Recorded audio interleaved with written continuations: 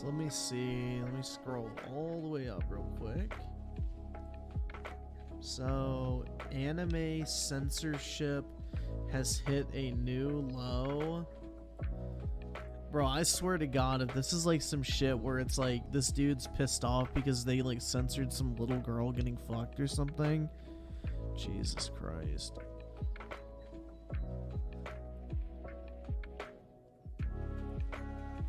Alright.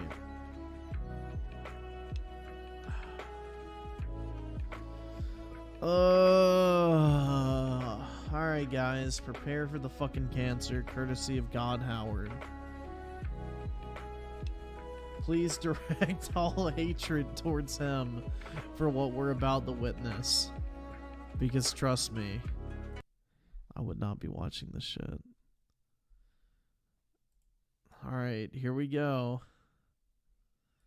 At least it's not fucking muscle chicks, so I guess that's a plus.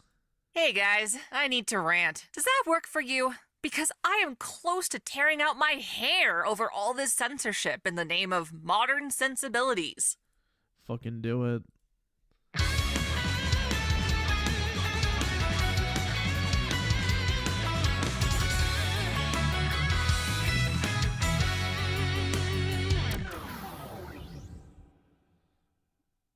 Welcome back to Otaku Daikun. Daichan here.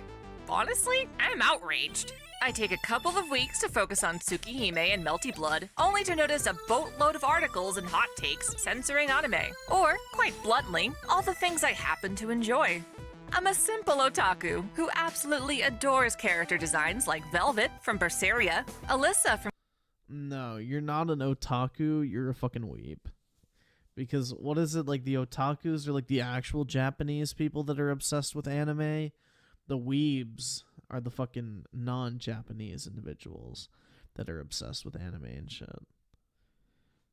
So Sam the Madman with the 2, curse you God Howard. That's right, y'all can thank him for this. He owns whatever we're about to fucking witness here. You Generation with the 2, commit not alive Howard. Oh shit, man, shots fired. From God Eater, and Matoi Ryuko from Kill la Kill. All I want to do is defend and encourage more of these bold design choices, as they Bold design choices? Why not just make the fucking character naked, bro? Like, that would be a bold design choice. Like, this is just typical fucking horny bait. Present what I most love about anime. An What, tits and ass?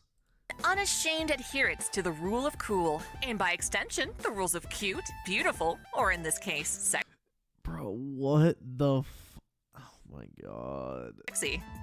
Normally, I'd hold my tongue, but these kinds of things are genuinely being threatened by Western or woke culture for all the wrong reasons. I watched as Anita Sarkeesian slandered the entire gaming industry, and Who fucking cares, bruh? Like, that's the thing, is like people give Anita Sarkeesian so much importance. Like, that bitch is a fucking retard. Like, leave her to just shout in the fucking wind. The only reason anyone actually like took her seriously is because people kept shining a fucking spotlight on her. Random guy with the 2, this person makes anime fans look bad. Agreed. But, you know, it is what it is. believed, as Jim Sterling told us, that nobody was here to take away our dead or alive volleyball games, humoring the common phrase that it's okay to criticize the problematic elements in media we enjoy. Alright, cancel me if you want, but I gotta make the joke, bro. It's kind of ironic that Jim Sterling was talking about nobody's gonna take away volleyball games when he took his own balls away. Sorry, I had to fucking do it, bro. But anyway, Oski Woski with the 2, why is God Howard promoting this channel again? Because I think this is actually his channel, bro. Like, dead ass. Either that or he knows the person who runs it. It's one of the two. Like, I'm convinced at this point. Either he is one of the owners of this channel, or he knows the person who fucking runs this shit. It's only those two options. 7 inches? That's pretty big. Result, an industry where companies are either too scared or too lost in their echo chambers to embrace the creative freedom we once had. Pillars of fan service, such as Senran Kagura, have essentially been cancelled or reduced to an empty husk of their former glory. I mention Senran Kagura because it served as a standard, holding the outer boundary of what creators could get away with. And without it, we've seen all sorts of creators, even in Japan, suppressing their awesome ideas so as not to offend anyone able to throw a social media tantrum. Yeah, dude, those pesky new child porn laws in Japan really restricting creative freedom. Hate to fucking see it.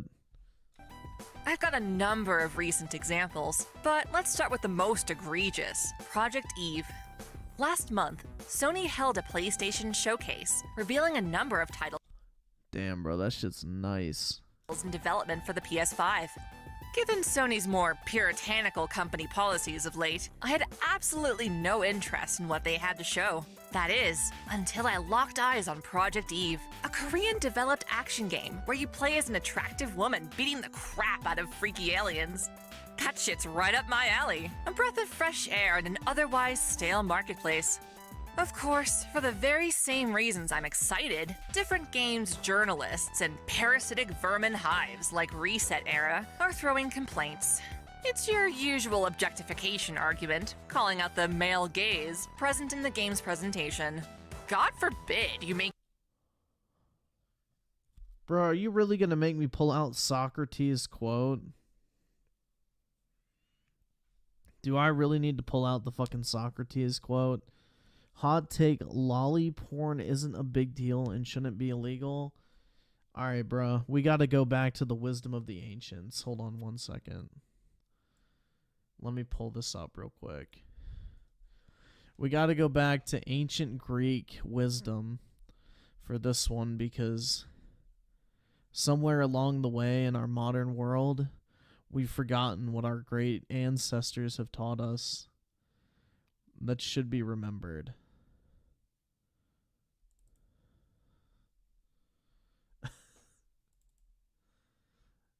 Because honestly, man, some wisdom just gets lost in time. And it's important to go back to it and realize this is something that we've lost as a civilization. So, here we go, man. In the great wisdom of the ancient fucking philosopher Socrates himself, I don't care if she is 800 years old. You like her because she looks like a child, you fucking pedophile. I don't think anyone has ever said it better than this. I don't care if she's 800 years old. You like her because she looks like a child, you fucking pedophile. This is the ancient wisdom that burned in the library of Alexandria that was lost to our time for so long, but has recently been rediscovered. This is the type of shit that needs to be in fucking schools, but is not. Because the school boards are run by a bunch of fucking weebs. Long story short. But yeah, just one more time for the record here. I don't care if she is, quote, 800 years old. You like her because she looks like a child. You fucking pedophile. Very base, Socrates. Thank you very much for that one. Make your game's characters pretty enough that you actually enjoy looking at them. Korean MMOs are amazing when it comes to graphics, and it seems like Reset Era finds that a bad thing. Of course, this is also the same community that hears about Sora being added to Smash, and first thinks the game isn't diverse enough despite having obese alligators and sentient plants. Personally, I wanted Shantae in the game, but I can guarantee you they'd complain about her for being attractive. More annoying, however, was Digital Foundry, whose staff stated in a video covering the showcase that Project Eve's protagonist had an unflattering design from a bygone era that doesn't appeal to modern sensibilities. Yeah, that's because Digital Foundry is a bunch of British fucking cucks that have probably never touched a woman since the last time they hugged their mother. Like, dead fucking ass, dude. What was the other shit that Digital Foundry got all fucking upset over? Like, dude, they literally live in a country where it's illegal to fucking carry a butter knife in your pocket on the street. Like, Jesus fucking Christ, should they really have an opinion on anything? I'm just saying, man. Like, you got a license for that knife? Yeah, I don't know, dude. It's like the motherfuckers at IGN that said, who was Ryan McCaffrey? I wish I still had this clip, bro, but when they were covering E3 2013, this motherfucker literally said on like one of their like E3 shows, I don't really feel comfortable with female soldiers being in Call of Duty Ghosts because, you know, when I see a girl in multiplayer, I don't want to shoot at her, dude. I just feel like I should protect her. You know, women have enough to deal with in the world. I don't feel like I should be shooting at them too. Like, why do we take any of these motherfuckers seriously? Anyone in games media should instantly just be laughed at. Like, isn't it illegal in Britain as well to, like, fucking whistle at a woman? Like, isn't that considered sexual assault? Like, you can't make a tweet about somebody in Britain or else they'll show up at your fucking house. The cops will come knocking on your door for cyberbullying.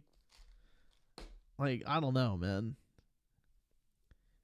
The British need to get their shit together ASAP.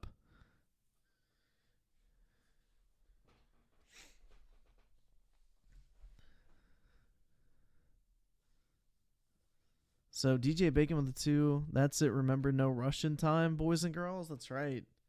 Base dash fucking mission. I don't know. Call of Duty needs to do something else like that. They need to make another fucking no Russian style mission, but make it even more extreme.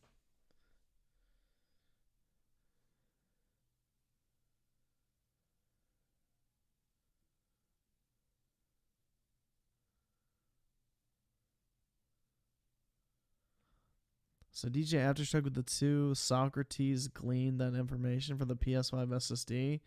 Yeah, that's right.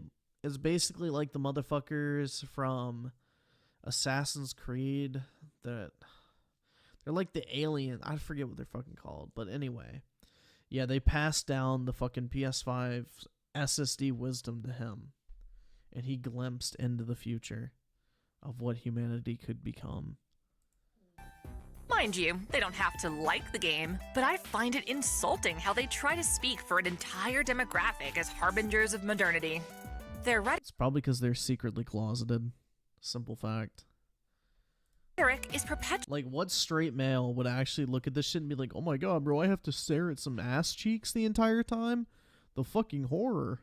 a fallacy that ultimately harms our creative freedom.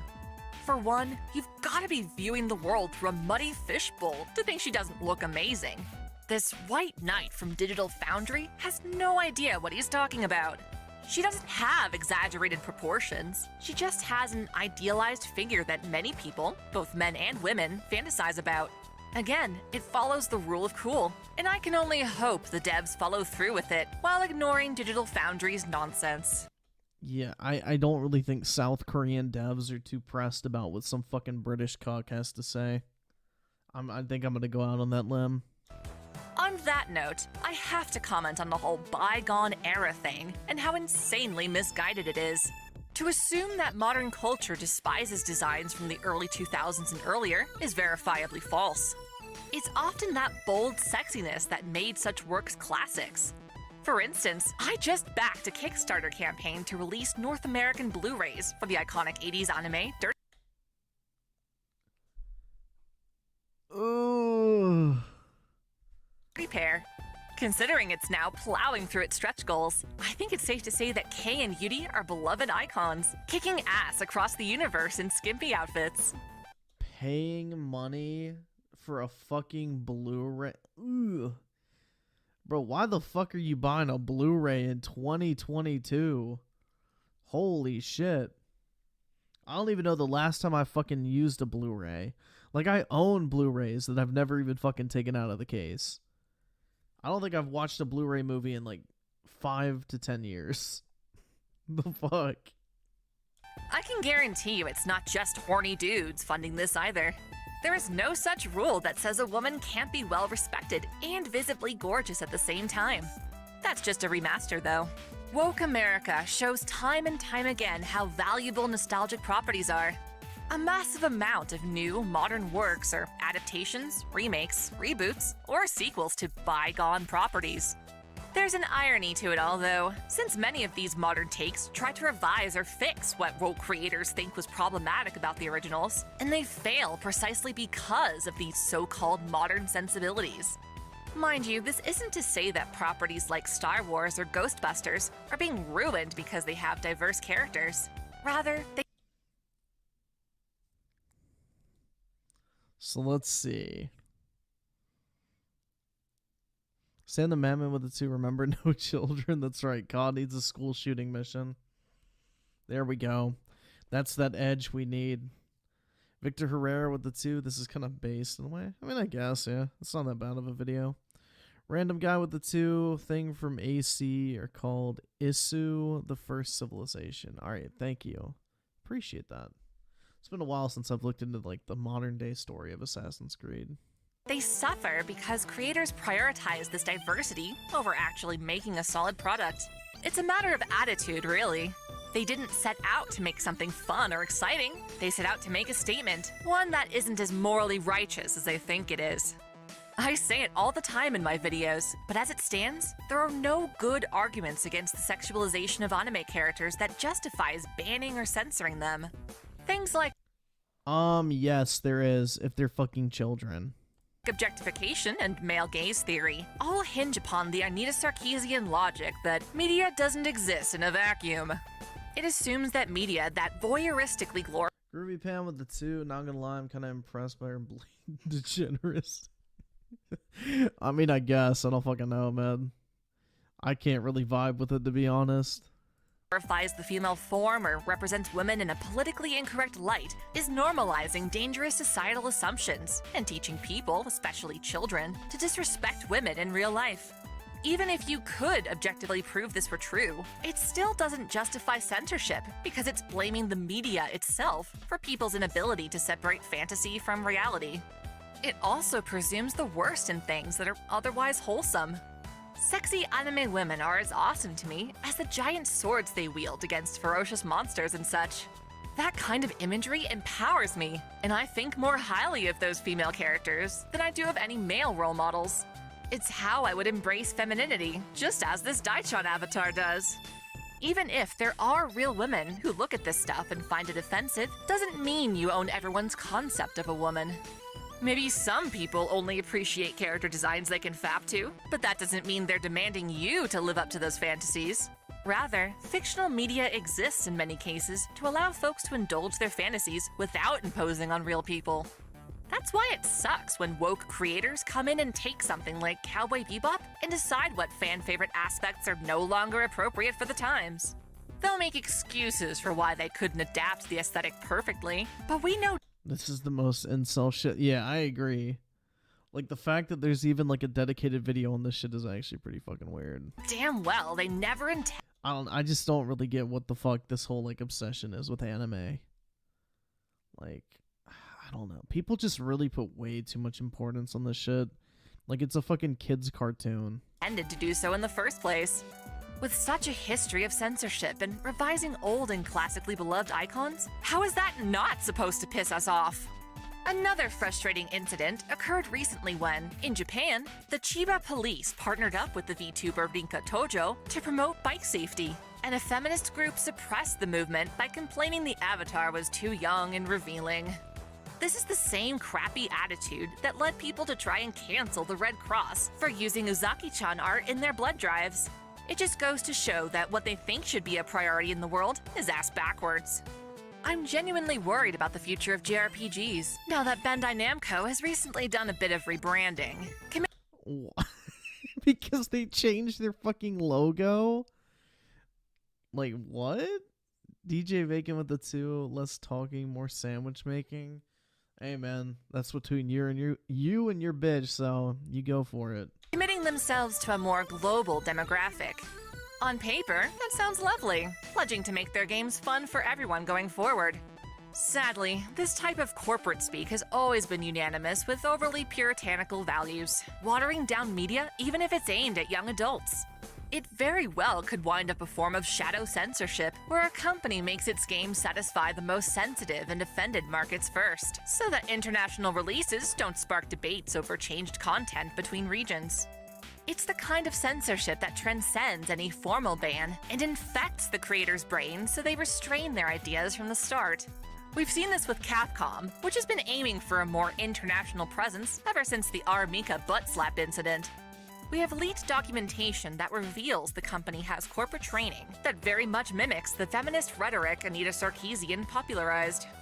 With Resident Evil 4 getting yet another release, Capcom has taken to altering the game's script to remove presumably sexist dialogue spoken by Leon Kennedy. This doesn't concern me as much as the removal of sexy women, but it still sucks seeing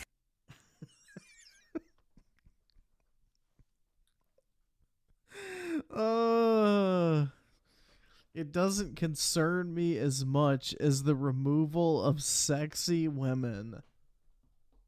Bruh.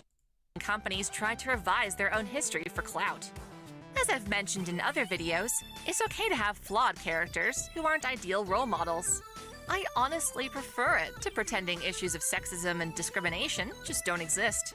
Still, I'm most worried about Bandai Namco, since they made great games like God Eater and Code Vein that absolutely nailed their character designs.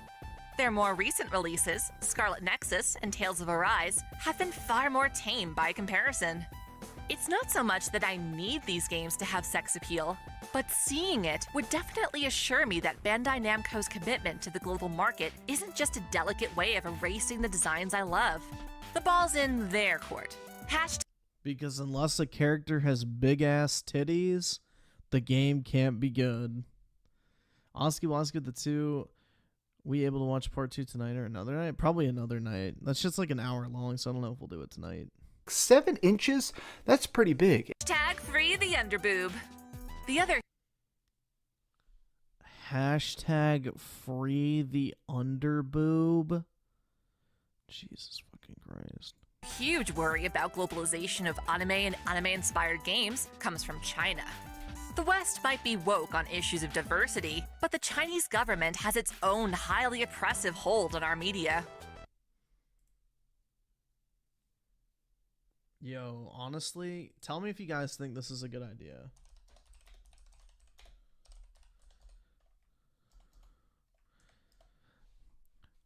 Do you guys think I should put this as like the fucking China button whenever somebody mentions the word China? I just push it and it plays a quick snippet from this shit.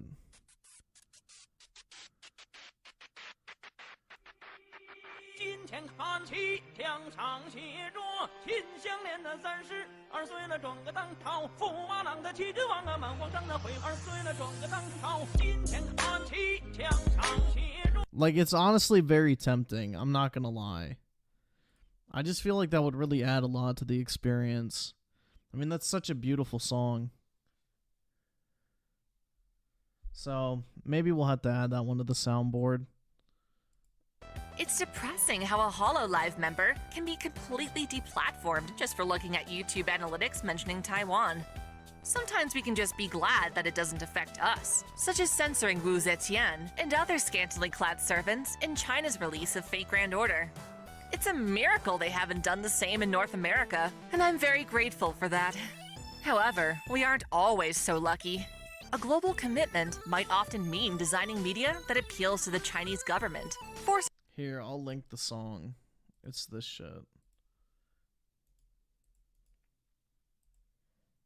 It's like called Ching Chang Hong Chi is what it's called.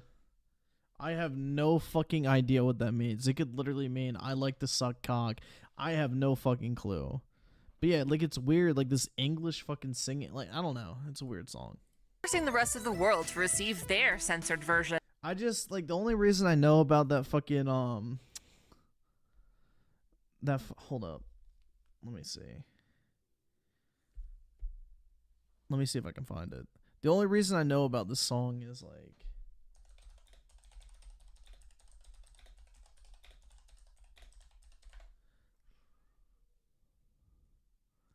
is this shit. I saw this. One of my friends sent me this meme.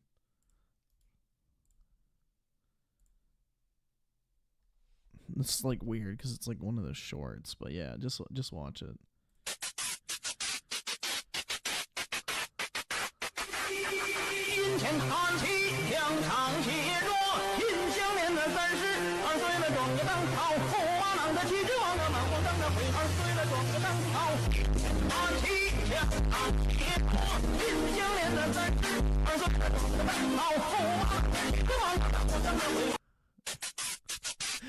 I don't know why, but that meme is so fucking good.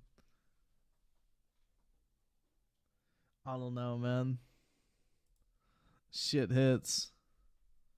The developers of Genshin Impact have certainly struggled with this, as international fans were recently denied special anniversary content because it couldn't be released domestically.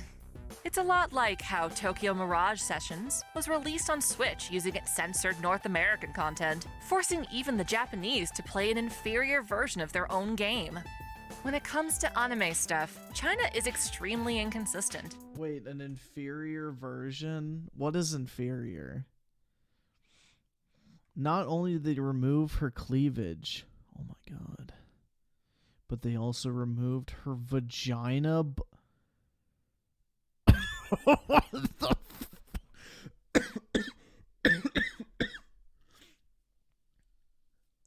Oh my god. Oh my fucking god. Her vagina bones. Holy fucking shit. Holy. Oh my god. It's a lot like how Tokyo Mirage Sessions. What a huge difference, man. You don't get to see the fucking vagina bone. Like, the tits literally look the exact same. Except a little bit more is covered. Oh my god, the fucking horror. Was released on Switch using its censored North American content, forcing even the Japanese to play an inferior version of their own game. When it comes to anime Yeah, I didn't know that vaginas had fucking bones, bro. This is news to me. stuff, China is extremely inconsistent. It's obvious that a lot of anime and game companies very much depend on the revenue made from the Chinese market, but the government has often tried to ban select works or tropes within them. This hasn't stopped games like Genshin Impact from pretty much copying the aesthetic and mechanics of various Japanese properties and achieving vast worldwide success. It's all fun and games until the Chinese government steps in and dictates how these developers make their games. In an ongoing campaign to correct China's youth, the government has ordered companies like Tencent to cease promoting effeminate depictions of men in their properties. Based. Random guy with the 2. All the characters they talk about are underage. Yep, exactly. Shit's fucking weird, man. Very fucking weird. I've been chiefing with the 2. This is why Filthy Frank's Weeaboo video still holds up. Yup. Bro, I'm just saying, like, China's kind of based for not wanting, like, a bunch of pussies running around. Like, honestly, the shit, like, you know, it may sound, like, really fucked up to us, but, like, China is literally trying to breed, like, an entire generation of, like, extremely masculine, physically fit, intelligent people. Like, they're basically trying to build, like, a fucking master race, in a sense. Like, they're taking Hitler's youth to a different fucking level, man. Like, the Chinese do not fuck around. Like, they basically want to be the master race of humanity. So they don't want any, like, negative influence on kids in any way, shape, or form that, like, deters from that entire pursuit. It's really fucking weird. Like, basically think the Hitler's youth, but, like, taken to the next fucking level. The Chinese are going all out. Like, they're trying to build, like, this entire generation of almost, like, fucking super soldiers, but not, like, super soldiers, but, like, you get the point. Extremely physically fit, mentally focused, intelligent. You get the point.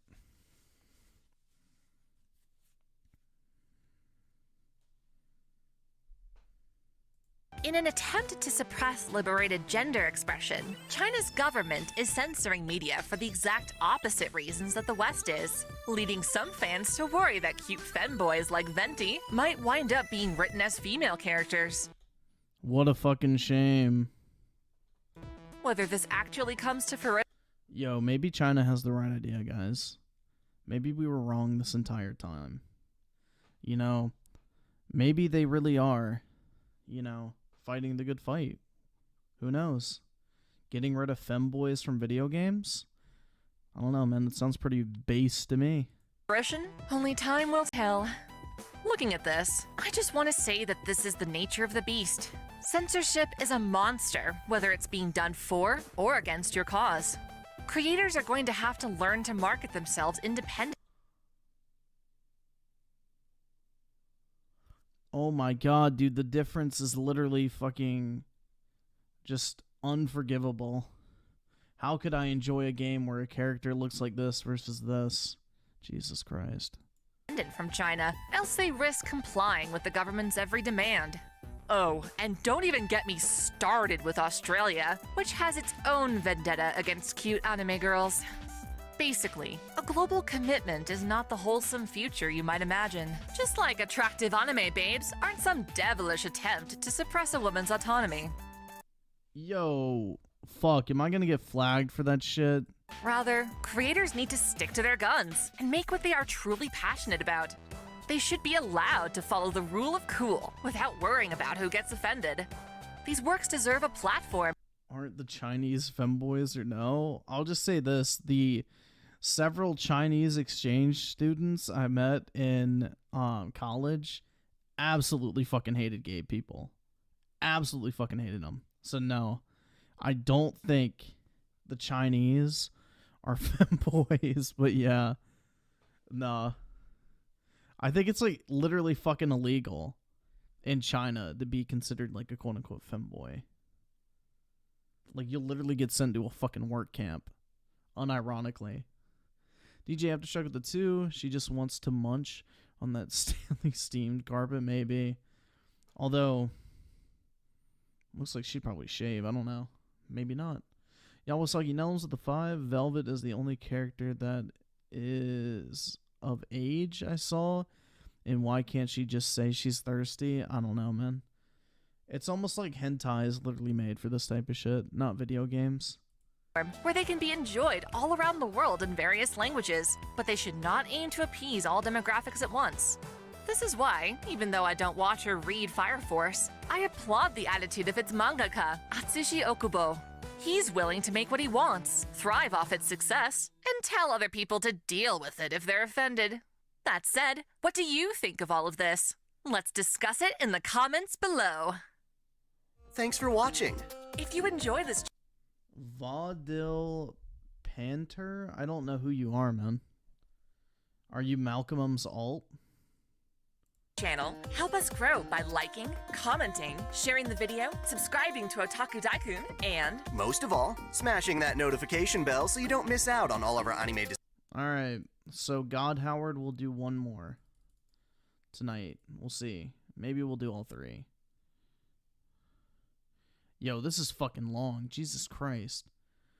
Why NFTs stuck? Or, yeah, NFTs suck for anime art. So this bro, we may have to put this one on a little bit faster, because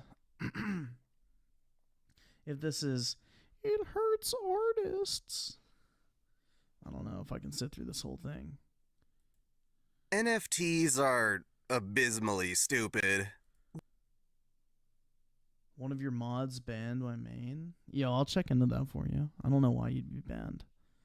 But yeah, I'll try to do that real quick. I don't know why you're banned, but yeah, let me check on that real quick. There are better ways to pay for art, and it's depressing to find that some anime artists are turning to them. I don't blame the artists, but I do blame the people who wind up buying these.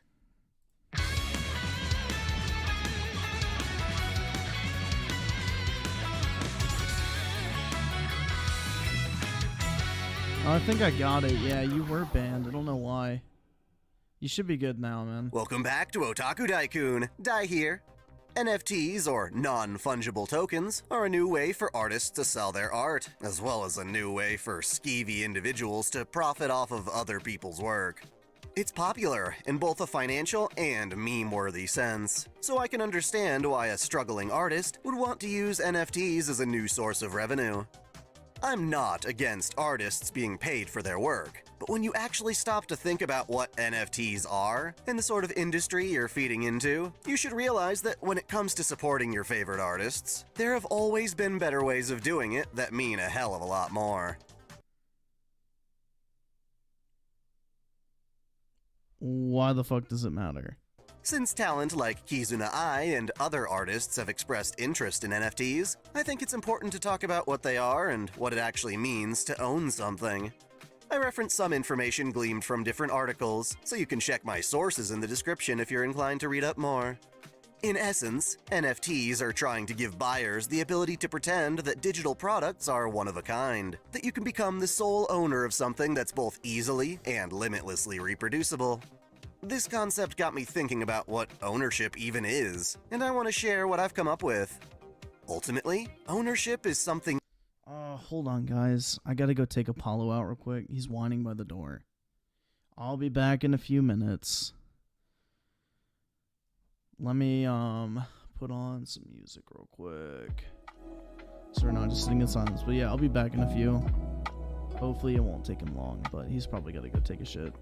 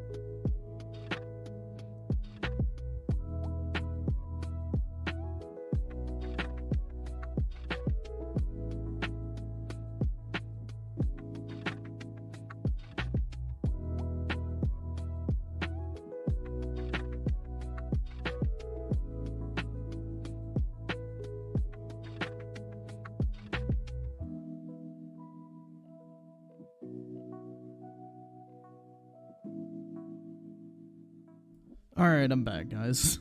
Sorry. We're all good. He had a double drop. Oh, fuck. My door's all the way closed. 1 second.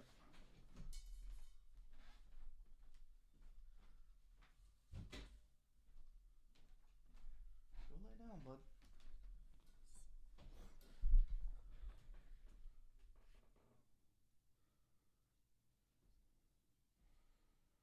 Alright, we're good now. Okay, so let's see. God Howard with the 2 Malcolm has his Steam in the latest video. Yeah, I sent it to him, so he should have it now. I just gifted it to him. That you claim. You claim to own something, and by itself, that's all it is. You can walk up to a tree and say, "This is my tree." You can walk up to a seat on the couch and say, "This is my spot," but that doesn't suddenly make it yours, since there's no objective truth to your claim, unless you're delusional and think you have a God-given right to something. Thus, claims of ownership are only valuable when people recognize, accept, and abide by them. In its simplest form, this can be an agreement between people. When you get together with a group of friends and order a pizza, you might feel inclined to split that pizza evenly within the group. If you've got a group of 4 and 4 slices, then each person gets 1 slice. It's a shallow agreement we make because being fair means everyone gets a piece. None of us would want to be left without a slice because someone else took too much, so we diplomatically establish a system we agree is fair. Of course, Yeah, the way this dude talks is like so fucking obnoxious. I don't know, man. And Knuckles 6000 with the 15 months at tier 1? Jesus, man. Whoa, 15 months? I really appreciate it, man. Thank you so much for that. Big ups to you, sir. That sort of agreement is fragile. There's nothing really stopping me from, say, licking the entire pizza and claiming it for myself. What the fuck? Some people will be all like, "Ew, you can have it," while others might not care and dig in regardless. It's chaos disguised as order. If you look at Warring States Japan or the Romance of the Three Kingdoms China, it's all What the fuck does this have to do with NFTs? different generals and warlords claiming territory and having those claims challenged over and over again. At any given moment, ownership would be determined by who had the dominant military force in that area, because if you said otherwise, you'd be killed. Thus, claims to ownership are typically based on a foundation of enforcement. In Shrek, villagers recognize that Shrek owns the swamp, only because they realize going into the swamp will invoke his wrath.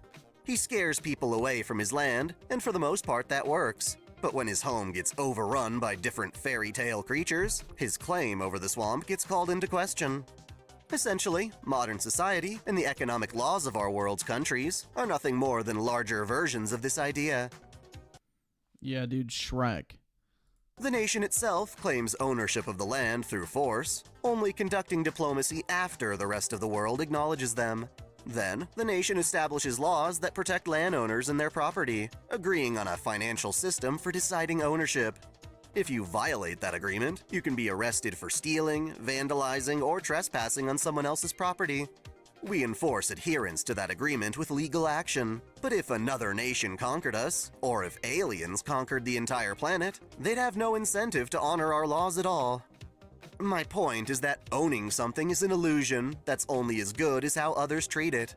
When you buy something, the receipt counts as a transfer of ownership, but that's only valuable because you live in a country that will defend your ownership by criminalizing those who try to challenge it.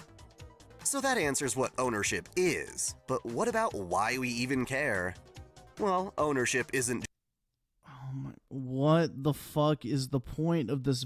Bro, just get to the fucking point about anime bullshit and fucking NFTs. Jesus Christ.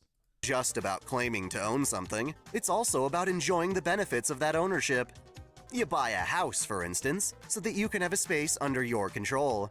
As the Rico Swan with the 2, why is he talking like that? I have no fucking idea, man.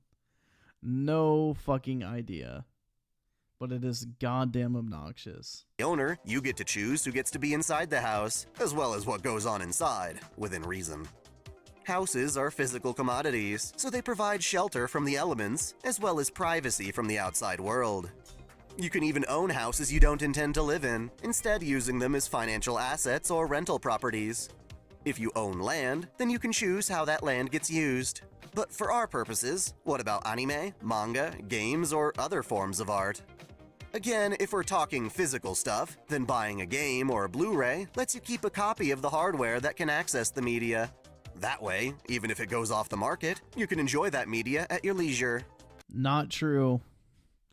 Not true at all, because with video games, they're not even putting that shit on the disc anymore. It's not intended to be reproduced or redistributed, however. Companies or individual entities can own the intellectual rights to a given property.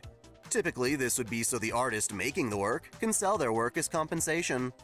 If all they got to do was sell a single copy before the recipient pirated that work to everyone else interested in it, the artist wouldn't be able to sustain themselves. So, Knuckles of the 5, what the fuck are we even watching? Just tuned in when I sent this member super chat. So, direct your anger at someone by the name of God Howard in the chat. He paid me $150 to watch this cringy fucking weeb YouTube channel, basically. So that is what we are in the middle of doing right now. So you joined at a very cancerous time, not gonna lie. That's literally what copyright is meant to protect. With physical goods, there's always value tied to the objects themselves, because they aren't as easily replicated and have a limited stock. Bootlegs, while they are replicated, are often worse in quality, giving consumers an incentive to buy from the actual creators or official sources. Digital goods are where things get tricky. What does it mean to own a digital good? You don't. Generally speaking, access is the main venture. When you pay for Spotify or Netflix, you're paying for the ability to access songs and movies on those respective platforms. But that's more akin to going to the movie theater or renting than it is to actually buying a work on disc. To actually own something digital might be closer to saving it on your hard drive so you can play it back using your own tools. The biggest catch is that doing this is exceptionally easy. Even if you aren't given access to the file directly, there are plenty of ways of ripping that data and creating a virtually identical copy. In a lot of these cases, doing this is actually creating a better experience than trying to purchase official releases that try to limit your access with DRM or access codes. That's why on-disc DLC for video games is so atrocious. You already bought the disc, and the content you want is already on that disc, but it requires a little digital check of approval before you can access it. Because you don't own what's on the disc. You own a license to aspects of the software. You do not own the software itself. Defeating the merit of going physical at all. To be fair, that's debating the ethics and impact of piracy on media, but there's something more specific we need to understand. The difference between physical and digital that we care about here is that How the fuck do people not know what the difference between digital and physical is? Jesus Christ, man. unlike physical goods, digital goods can be infinitely distributed without cost or reduced quality. Owning a digital copy allows you to get the full benefits of ownership, yet there's no exclusivity. You owning that specific JPEG you downloaded from the internet means nothing to anyone else who also wants to own it, because they're just as easily able to download it too. That picture won't run out, unless it gets deleted off the internet, becomes lost media, and only a select few people were lucky enough to archive it. Even then, Yeah, but you still... This is where, like, the whole NFT thing is kind of cool, to be honest. Like, yeah, sure, other people can download the NFT if they want to, but the cool thing is about an NFT is, like, it's literally traceable back through the blockchain to the original artist. So it's like going into a fucking museum gift shop and buying, like, a print of, like, an original work that's actually in the museum. Yeah, it looks the exact fucking same. Like, if you had the original hanging on your wall versus the reproduction print, like, it would look the exact fucking same. But it's still not the original one. So, yes, while the images may look almost damn near fucking identical, you have, like, the actual traceable lineage of that piece, basically, which you can literally trace back through the blockchain to the actual artist, which is what people are paying for. In that aspect, I think it's kind of cool, honestly.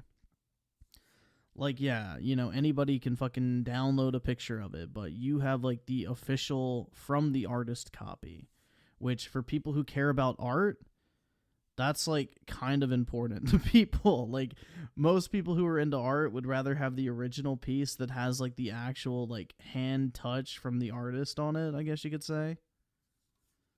But yeah, I don't know. That to me, I can understand why people who are like into art and shit like that would care about something like that, because you have like actual like provable origin from the actual artist itself. That to me makes sense. It's a waste of money. Well, dude, anything except food, water, and shelter is a waste of fucking money. Who gives a shit? Like, everything's a fucking waste of money if you really want to get down to it.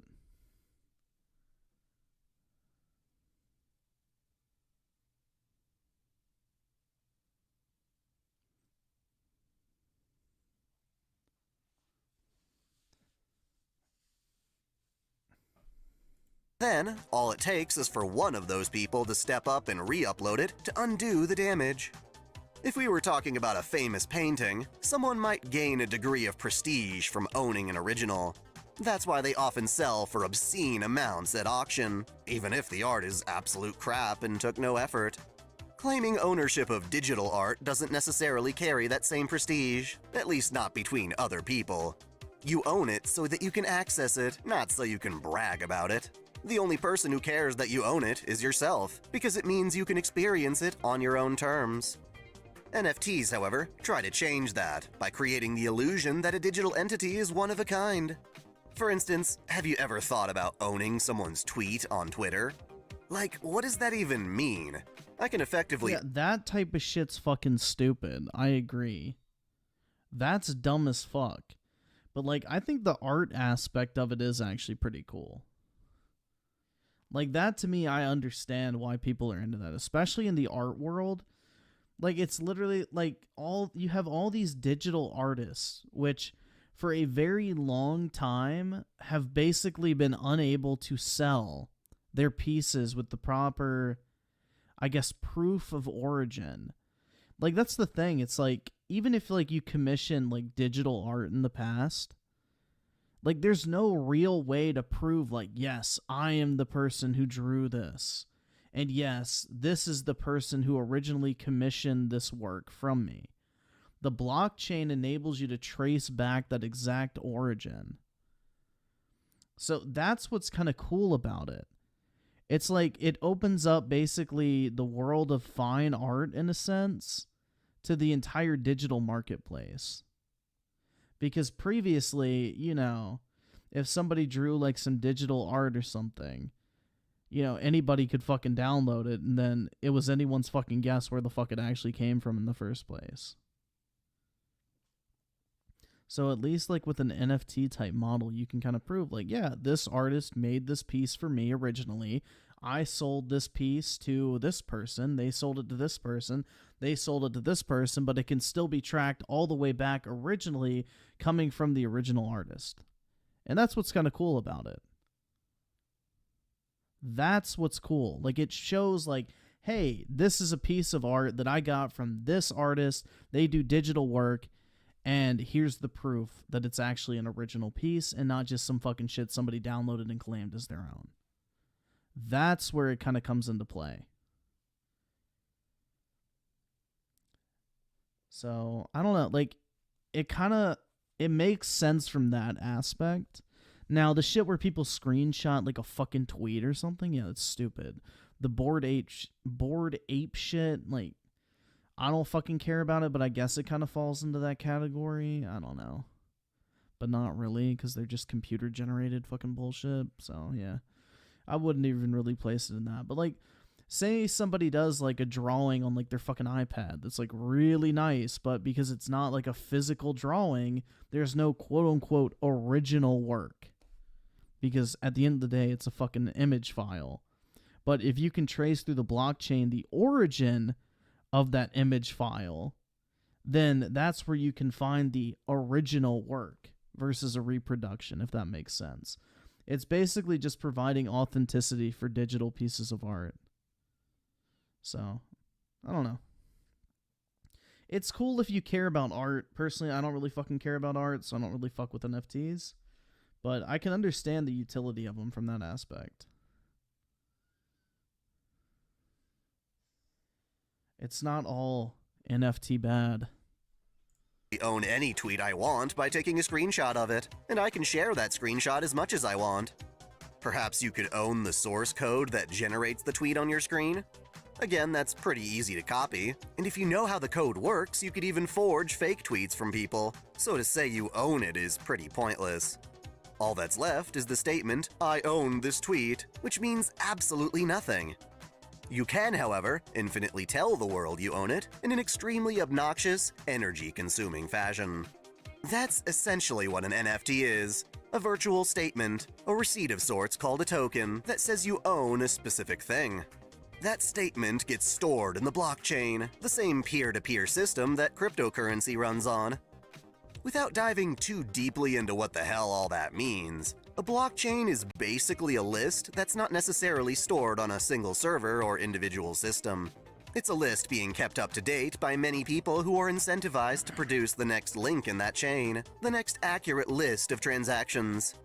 The goal behind cryptocurrency is to create a monetary exchange system that doesn't rely on third parties like banks. Ideally, it's a record of transactions maintained by the people participating and is considered extremely secure and accurate because it's constantly being verified by hundreds and thousands of people, often so that they can get a small amount of cryptocurrency as a reward for their efforts. One of the major problems with blockchain technology is its extremely harmful carbon footprint.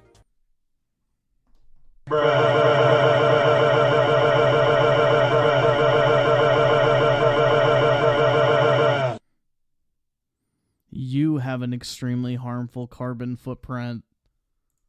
Having your list become the next block in the chain requires your computer to solve a cryptographic hash of the previous block. Oh no.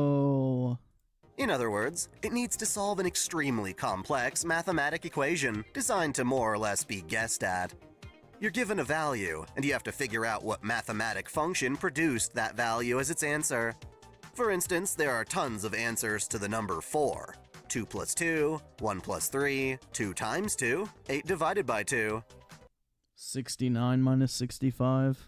A cryptographic hash, however, is a more complex array that is so difficult to reverse engineer that you'd be better off guessing.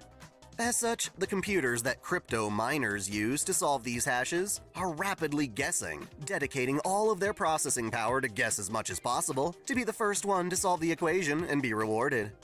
This means a shit ton of computers running at max power consumption, taking up an insane chunk of our world's energy use. For a sense of scale, one blockchain system, Ethereum, uses about as much electricity as the entire country of Libya. So right there. The entire country of Libya? I'm pretty sure Libya doesn't even have fucking electricity throughout the entire country. Cause bruh, how did our girl put it?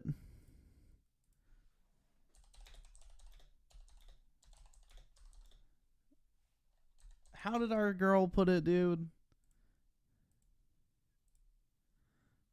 Here we go. Like, of all the fucking countries to use, fucking Libya. So, I mean, that is the land of unconfirmed. Yes, we came, we saw, he died. Yeah, that basically sums it up, dude. Did it have anything to do with your visit? No, I'm sure it did.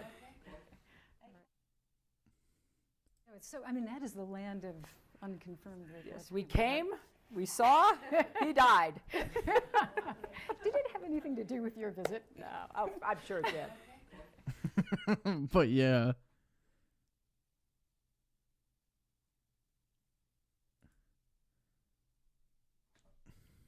Yeah, I don't really know if Libya... Like, hold up, let's see what, Libya GDP.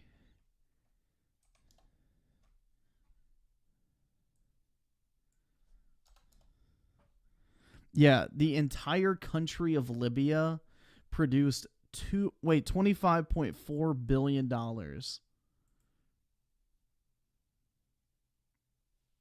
Yeah. Dude, in an entire year, a country only generated $25 billion. That is fucking awful. That's actually fucking terrible. So, yeah. I don't know, man. I don't fucking know. That's not really a great example because I'm pretty sure most people in Libya probably don't even have fucking electricity. Especially after Hillary got done with that shit.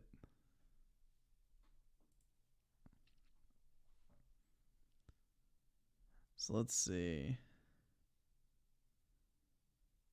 Blackpool with the 2. What the fuck is this dude talking about? He tweaking for real? Something about fucking NFTs, bro. I don't know.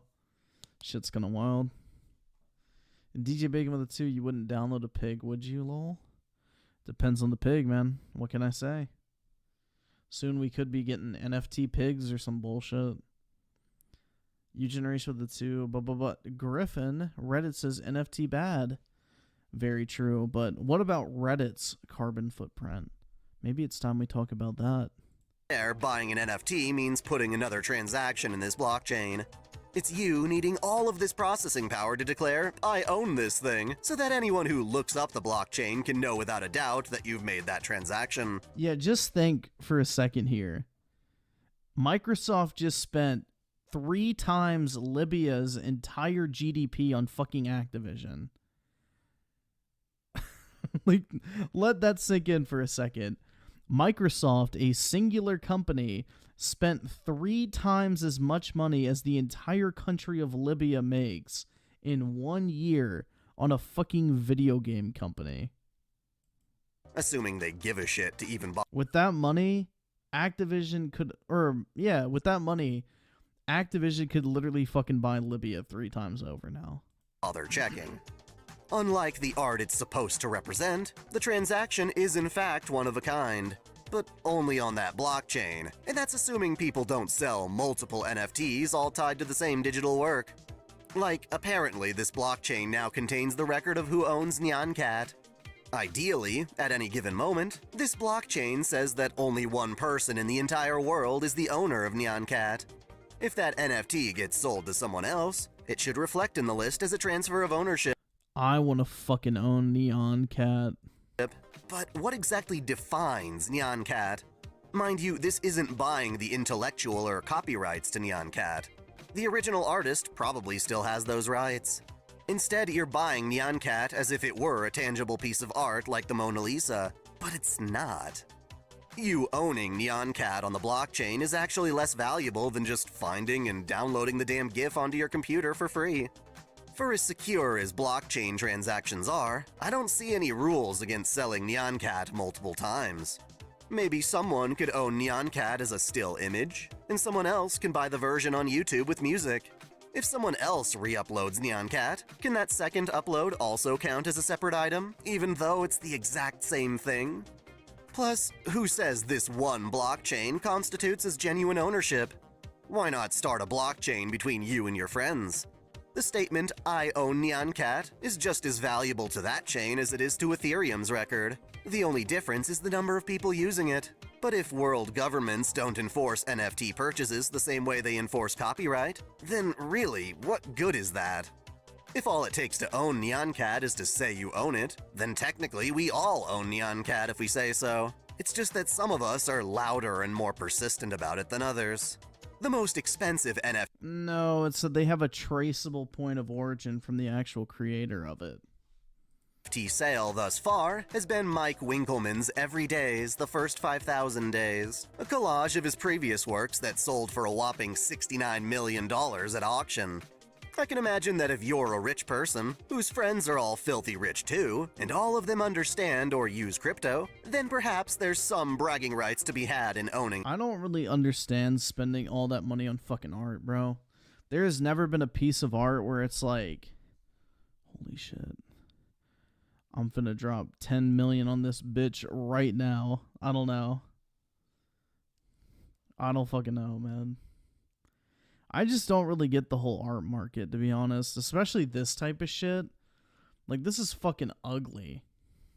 An NFT. From an artist's perspective, it can be hard earning money from digital art. A lot of people will find your art, repost it somewhere else without giving credit, and allow millions of people to have the full-res image downloaded on their computer without paying you a dime.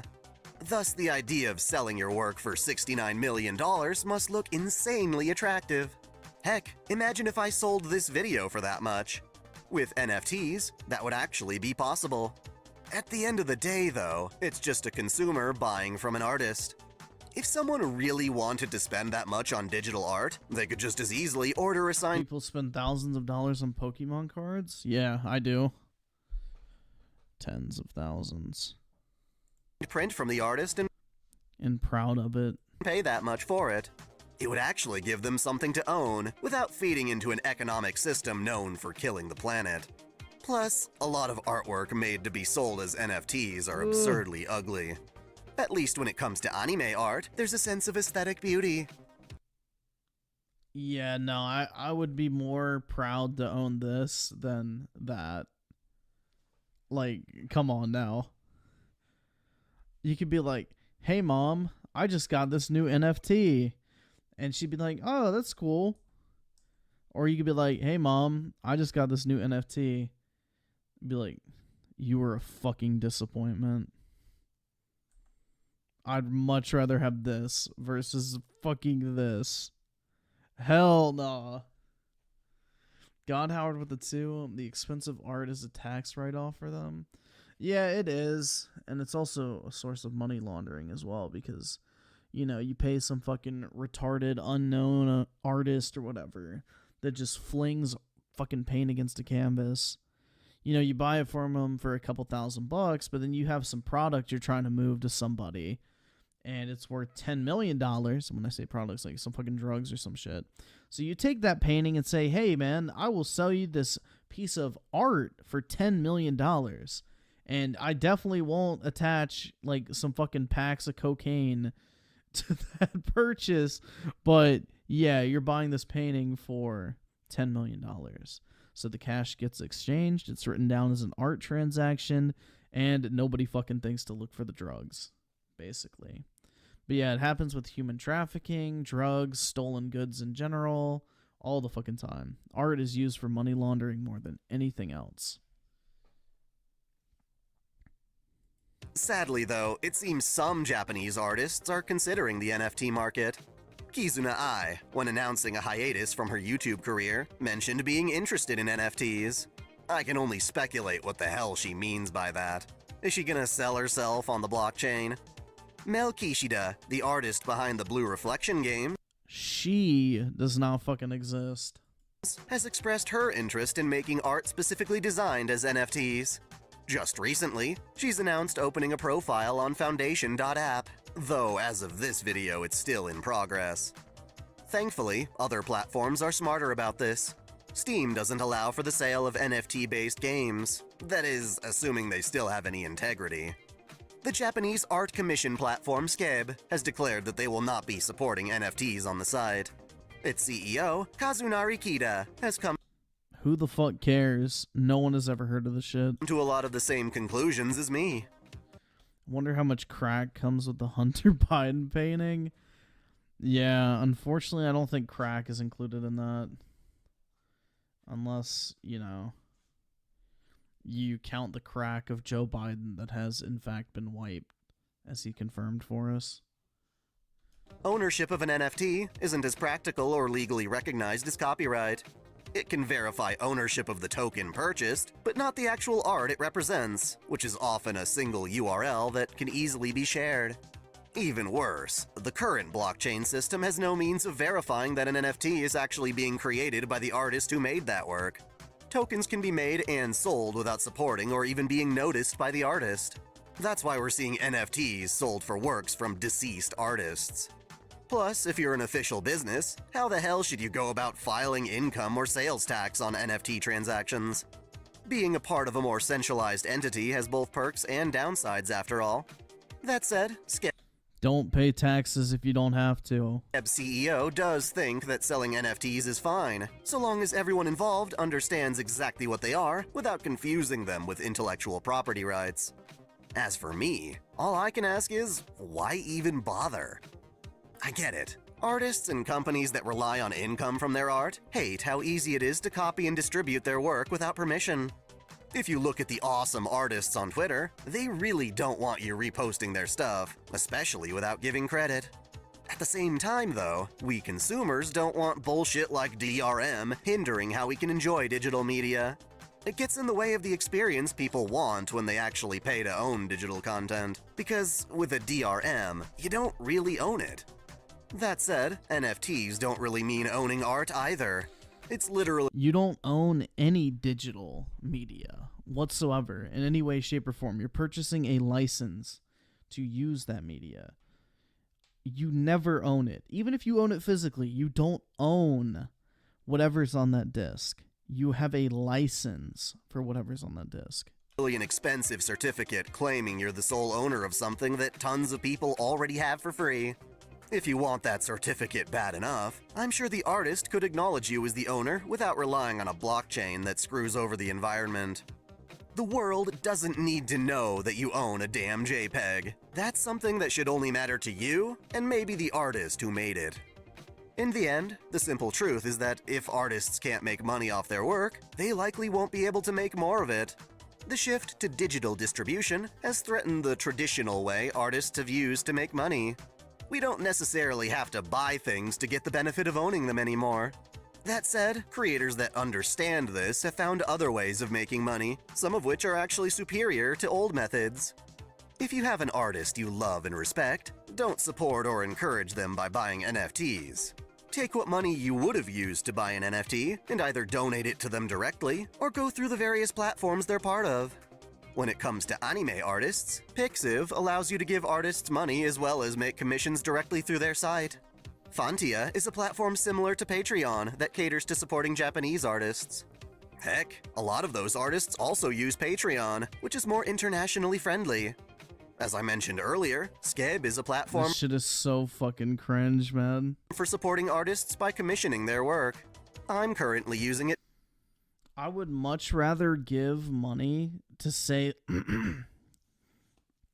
I would much rather spend money on an NFT for art and like have some like semblance of proof of ownership versus just tossing money to somebody randomly. That seems really fucking stupid. To get some art made of Daichan to share with y'all. Lastly, these artists also often sell physical goods such as prints, art books, acrylic stands, stickers, and other stuff you can actually appreciate beyond the bounds of a computer screen. For all intents and purposes, you already own their stuff digitally the moment you right-click and save it, or torrent it, or emulate it. Consuming stuff that way is totally fine, but don't forget to give back through these various, more meaningful methods. Do you agree or disagree with anything I've said? I'm all ears, or eyes in this case, so please make use of the comments below. Before I go ahead and roll the credits, I want to give a special shout out to my $10 supporters: Video Gamer 75, Samuel Gersten, Stephen E. I bet God Howard's in this list under a different fucking name. Black, Otaku Mom, Jens Bauman, Mystic Samurai 1983, Free Brick, RNG or Shuffles 1498, Happy, and SF Giants fan Mike.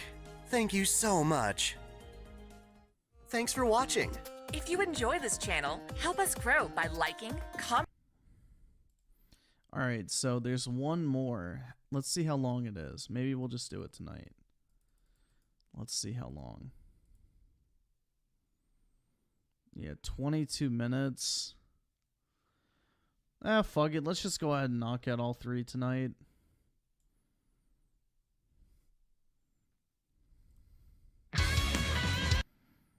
Alright, God Howard. You have been fully fulfilled on your request after this video.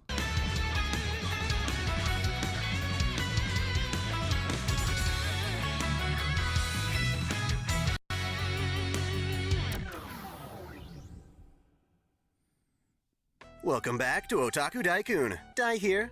So I was browsing my own personal YouTube account, often watching memes or Drumsy, Let's Game It Out, that kind of thing. But then I came across this video from Moist Critical titled, "The Thing I Hate About Anime," and my heart sank just a bit. I had a feeling I knew exactly what he was going to be complaining about from the very beginning, and I was right. Well, mostly. Since His heart fucking sank, bro, because someone didn't like anime. Moist is such a massive content creator, getting millions of views on his vids within a day, I worry sometimes that certain influencers wind up influencing people too much. Oh no. Obviously, I'm nowhere near his channel size, but I did start this channel in part so that I could have a voice in the world about the fandom I most enjoy, anime. Thus, for today, I want to do something simple and react to Moist's video. Given the vast majority of his Did he dare to say that jerking off to little anime girls is not okay? And this dude's got a white knight for the fucking lolly fans? Please tell me it's not that shit. content is watching other people's videos and reacting to them, I figured he'd be a safe subject to do my own reaction. You know, from a fair use perspective and all. Believe it or not, I found myself watching a lot of his videos prior to this, so this isn't coming from a place of hostility. Not at all. My goal isn't to oppose what he thinks at all times, but to treat this as a debate between his video, me, and you guys watching. Alright, enough beating around the bush. Let's get started. For the first time in the 15 years I've been on YouTube, it's a video that I've actually been afraid to make because it's a dangerous topic. It's touchy. It's anime. And anime fans can get wild. Anime fans Yes. can get wild. That's an understatement for sure. That said, I think big fandoms like that can always get crazy. Being a fan myself, it's easy to look at other people and go, oh, but I'm not like those kinds of fans. Because yeah, being a fan of something doesn't mean you agree with all of the other fans. We're not all on the same team just because we have something in common. When I was at an anime convention, my wife, my brother, and I went out to eat at a Hard Rock Cafe. One of the other groups next to I am proud to say I have never been inside a fucking Hard Rock Cafe. Every single time I see somebody in like one of those fucking t-shirts, it's like some tourist motherfucker. And they're always like in places that are like considered tourist traps. I don't know. Somebody let me know. Has anyone ever been to like a fucking Hard Rock Cafe? And am I actually missing out? Or is it as shit as I'm imagining? Like, I'm just imagining like a super fucking mediocre place where you go and get like beer and fucking hamburgers or some shit. I don't know. It just seems like something I would not want to fucking go into at all. I've never been compelled to enter one.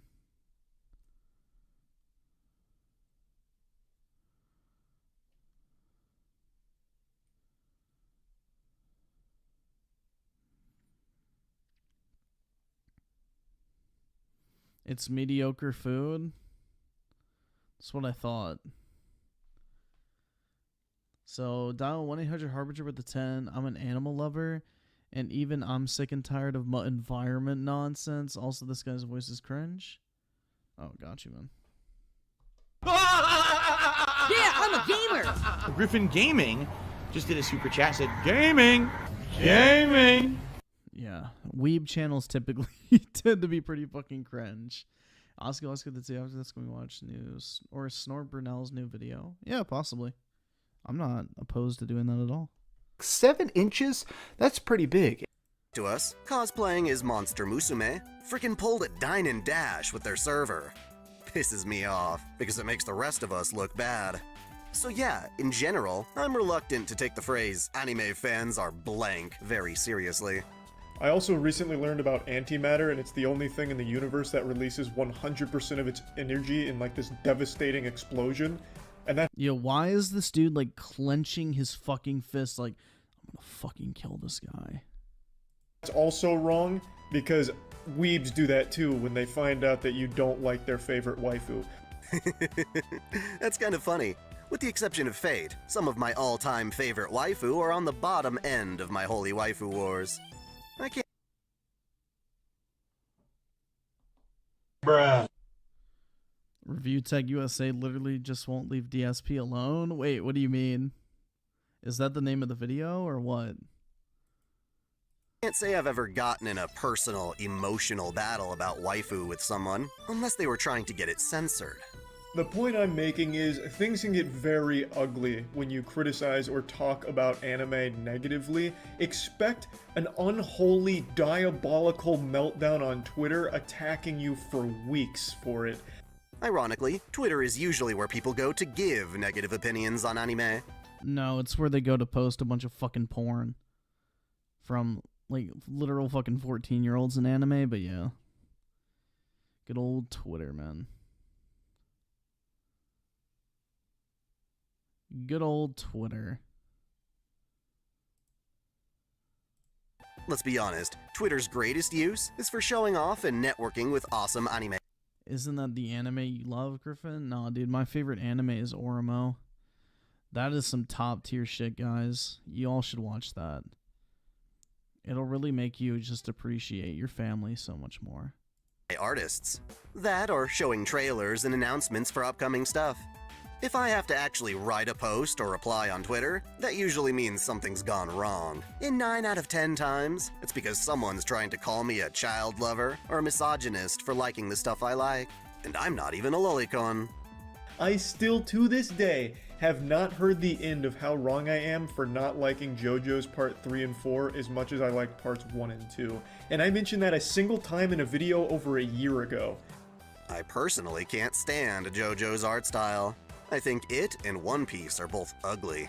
Plus, I don't like most shonen. Just don't come to me if you want coverage on that kind of thing. That's neither here nor there, though, since my opinion doesn't have to dictate your own.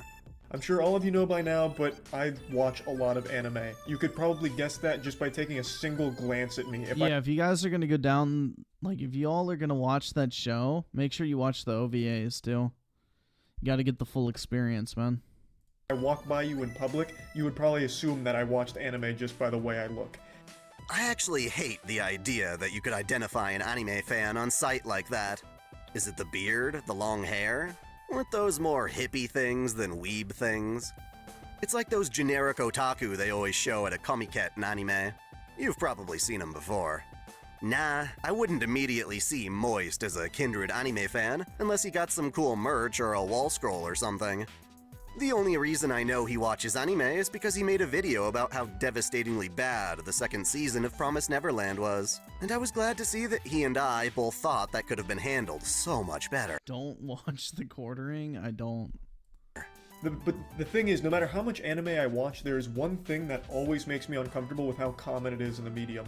And you probably already know what I'm going to bring up. I do. Yo, let me just sum up Oromo for you guys real quick.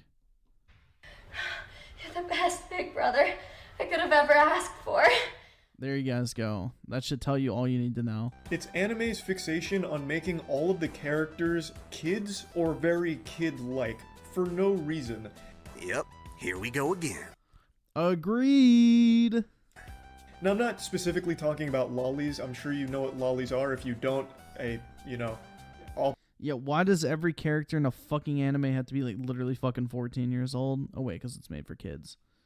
And that's what weebs don't realize. They're literally, like, beating their fucking meat to a literal fucking kids show. Power to you. Your innocence is intact. But I'll go ahead and ruin Christmas for you. Lollies are an anime where they have a character that looks like a child, but is actually a 4,000-year-old dragon cum vampire who's highly sexualized but looks like a child. Yo, I think Critical might be a scholar of the ancient wisdom, guys, because you know what? I think he follows the teachings of the great Socrates. I don't care if she's 800 years old. You like her because she looks like a child? You fucking pedophile. You know, it is reassuring to know that there's at least some people on YouTube that are scholars of the ancient wisdom. I'm very happy to know that those people do exist. You know, I have a newfound respect for Moist Critical right now. I'm glad to know that he is a learned man who is very cultured in ancient wisdom. It's very reassuring to find out. So, big ups for that one, dude. They're called lollies. They're not actually children because in the show they're supposed to be much older, but they look like kids. Exactly. Technically, that's just the definition of a legal lolly. Anime has A legal lolly? Like, this dude does fucking realize that, like, the literal translation of lolicon means fucking pedophile, right? Like, that is a literal fucking definition. Pedophile. Jesus Christ, dude. its share of characters that look like and actually are kids. But the term is rather vague, so let's continue. That shit's always gonna be weird to me, but it's not even exactly... Bro, if this motherfucker keeps defending this shit, he needs to start hanging from the fucking rafter. What I'm focusing on here. I'm talking about in the shows where they just actually outright make them children. For example, Tokyo Revengers. It's a show I really like. It's a show I moist metered recently. The first season wrapped up. I gave it like a 90%. I thought the show was fantastic. But in the show, all of the characters are middle schoolers. And it does nothing for the plot because they're middle schoolers, but you never see their parents. Their schools don't have any effect on the plot at all. Sometimes they'll be in school, but they immediately leave, so it's not like integral to the plot at all. It just makes it really weird when they do adult shit, like one of the girls trying to fuck one of the guys, and she's in like her bra and panties about to have sex. It's weird because they've drilled into you that these are all middle schoolers around here. Tokyo Revengers. I haven't seen that one. Let's take a look. Oh god, it's ugly. Definitely not my kind of anime. You're telling me this show has pretty girls? He must be talking about Emma Sano. An image of that exact scene comes right up, and true enough, her wiki page says she's 13 to 15 years old. Here's the catch though. If you gave me this picture without context, I'd say she looks like an attractive young woman. This ain't no little girl like, say, Hachikuji in Monogatari. You could easily swap Emma's school uniform out for like a business suit, and she'd fit in with other grown women. Since I'm the kind of guy who hears that Yes, but context is important. Oh my fucking god. It's okay, officer. She might be 13, but she looked like she was 18. Bruh. Like, could you imagine that shit? It's okay, officer. She might be 13, but... I mean, look at those tits, dude. She's got to be at least 18, right? That's the body of a 19-year-old if I've ever fucking... Like, are you fucking kidding me? Holy shit. Like, is this dude literally arguing that it's not, like, a fucking crime as long as they look older than they actually are? Jesus Christ. Oh my fucking god. Yeah, see this middle schooler? It's okay, bro. She looks like she's 18. It's alright to vigorously beat our fucking meat to it. Like, Jesus Christ. Yoko is 14 here and calls bullshit, I can understand Moist's frustration. But for me, it's not that the characters look too young, it's that they're labeled as too young. These could have very easily just been adults. Agreed.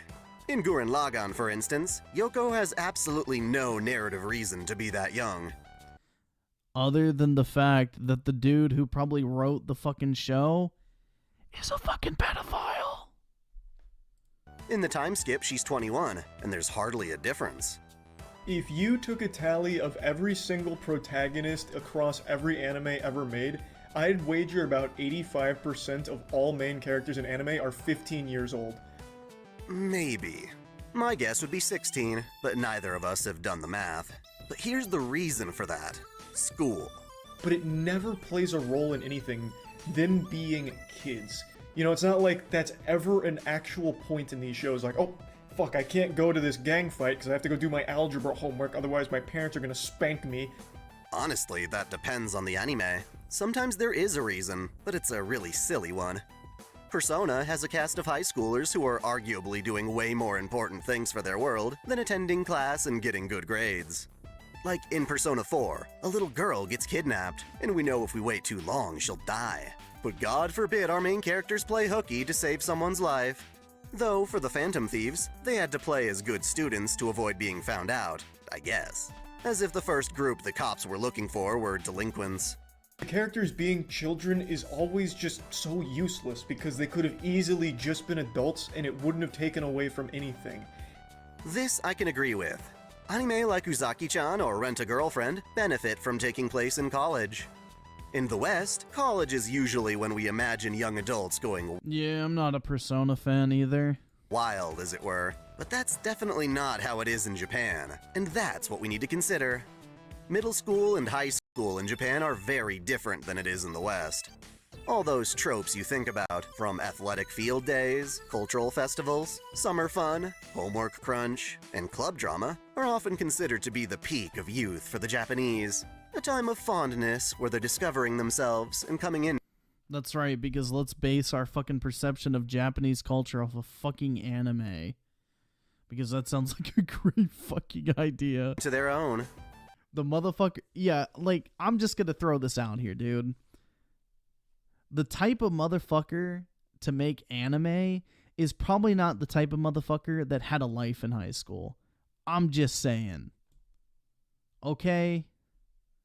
Like, is that way too much of a, like, reach to go on? I don't know.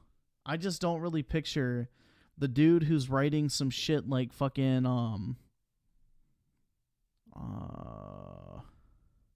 where was that image? The motherfucker that made something like this, I just don't really see him as being the dude who was just living his best life in high school, but hey, maybe I'm wrong. It's not just a critical time, it's the critical time for their youth. The vast majority of anime characters fall into this category because it's the main demographic. Even when it's marketed to adults, it's being marketed to them in remembrance and fantasy of those times, almost like a chance to relive those days. Or make up for the days they never fucking lived in the first place. Thus, even if anime doesn't have anything to do with school, a lot of the same values will show up. Do they have to? No. But there's a very... Hey guys, I played Yakuza, so I literally know how fucking Japan is on a daily basis. I'm just throwing that out there right now. 2023 Perfect Dark of the Five. Weebs justify cranking it to lollies. Excuse, they're not real. All you have to say is, what do lollies resemble? Then you got them. Yeah. Or be like, I mean, dude, it's so fucked. Like, there's no defense for it at all. Like, it's absolutely disgusting. Like, those motherfuckers are sick in the head. Like, whatever, watch fucking hentai if you really want to. But if you're watching that type of shit, like, bro, the only place you belong is 6 feet under the fucking ground. That shit is disgusting. Absolutely fucking disgusting. Knuckles with the 2, what, legal lolly? What kind of bullshit is this? Yeah. It is a massive fucking cope and seethe for a bunch of closeted pedophiles. Like, it is literally the fact that it is a fucking child that is turning them on when it comes to that. And it's disgusting. Like, I don't fucking... I don't even want to think about it. It's just... It's fucking gross. These are sick fucks. Like, absolutely fucking sick.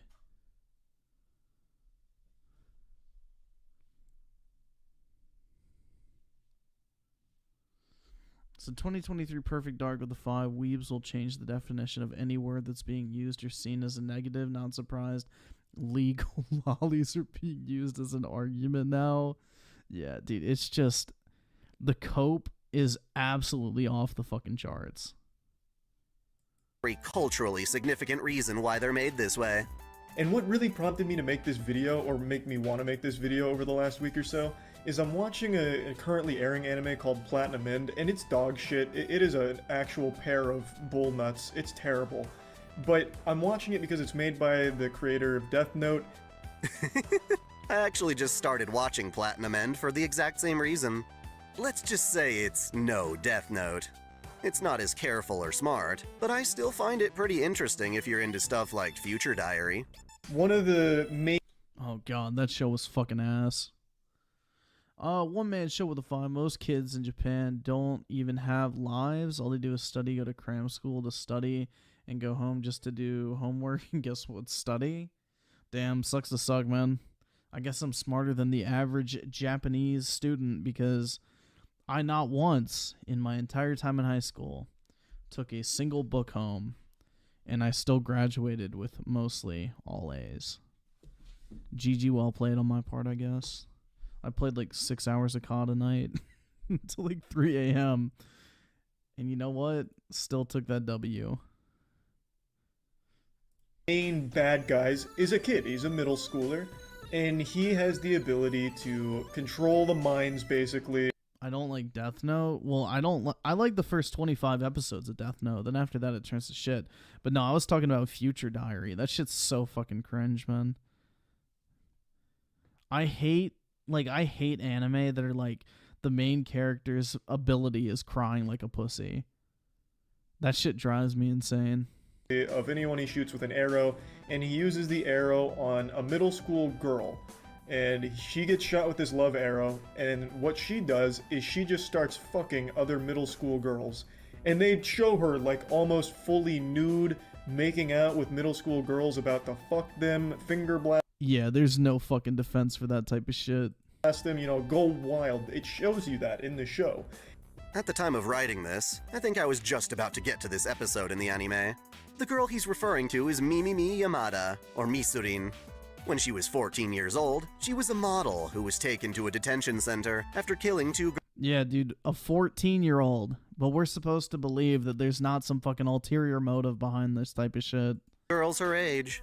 Now she's 16, being ordered by one of the main antagonists to kill, quote, ugly girls. It seems her sleeping with her own victims is of her own volition. I personally feel it's important to distinguish that she, the one instigating these things, is a high schooler. But yeah, her victims are middle school girls.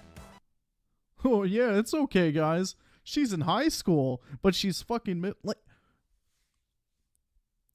Yeah, dude, it's not as bad because it's not two middle schoolers fucking each other. It's a high schooler fucking a middle Like, what the fuck is this shit, dude?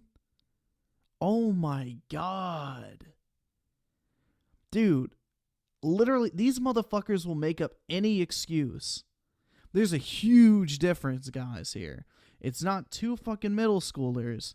It's a high schooler and a middle schooler. Like, what the fuck, bro? This shit is so nasty. These dudes are fucked up in the head.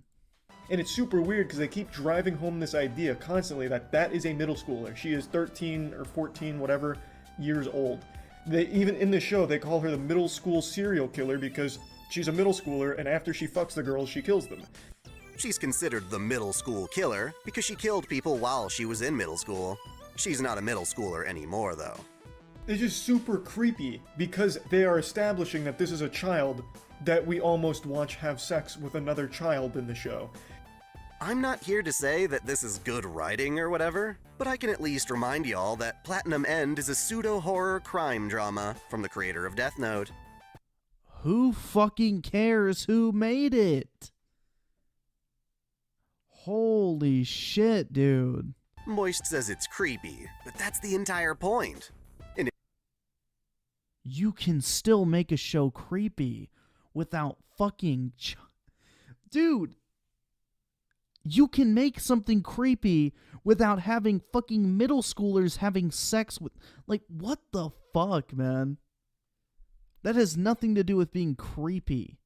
The only thing creepy in that scenario is the sick fucks that get off to that type of shit. In an earlier episode, an elementary school girl nearly gets her arm ripped off trying to fly away from her attacker. The context of the story is that these god candidates are competing to become the next god, and they'll have the power to dictate the new world once they... Yeah, well, that's a little bit different than getting fucking raped. Shit. Oh my god. They win. It's supposed to contrast characters of varying moral compasses. In Death Note, sure, there was a bit of a motive to root for Kira, because it made for a more interesting story, but the bad guys in Platinum End aren't as forgivable. The real issue, I don't think, is so much that there's a high schooler killing middle schoolers, but rather the fact that these acts are shown explicitly. Now, of course, it's all cartoons. It's sorry, can't use the C word here when talking about anime. People get very upset. Semantics. Yeah, calling anime cartoons is an insult if it means you're underestimating its artistic integrity and maturity. Anime is cartoons. It literally is the fucking definition of a cartoon. Maturity is a medium. That's not what Moist is doing here, though. I understand they're not real kids or anything, but that doesn't make it any less creepy. Yup. Because they like the fact that it is a kid. Again, I wish he'd bring up an example where the creepy stuff isn't being done by an obvious villain. The hard truth is... What?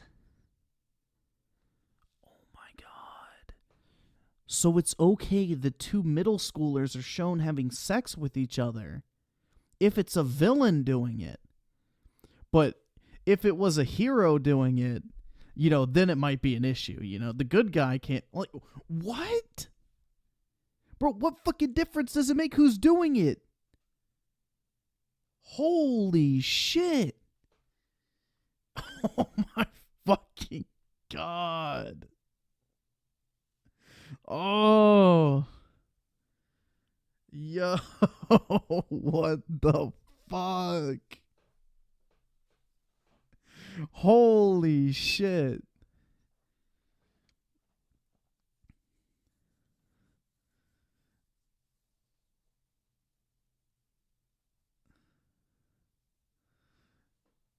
What in the actual fuck, dude? This is like... This is literally like some of the most pathetic shit I have ever seen.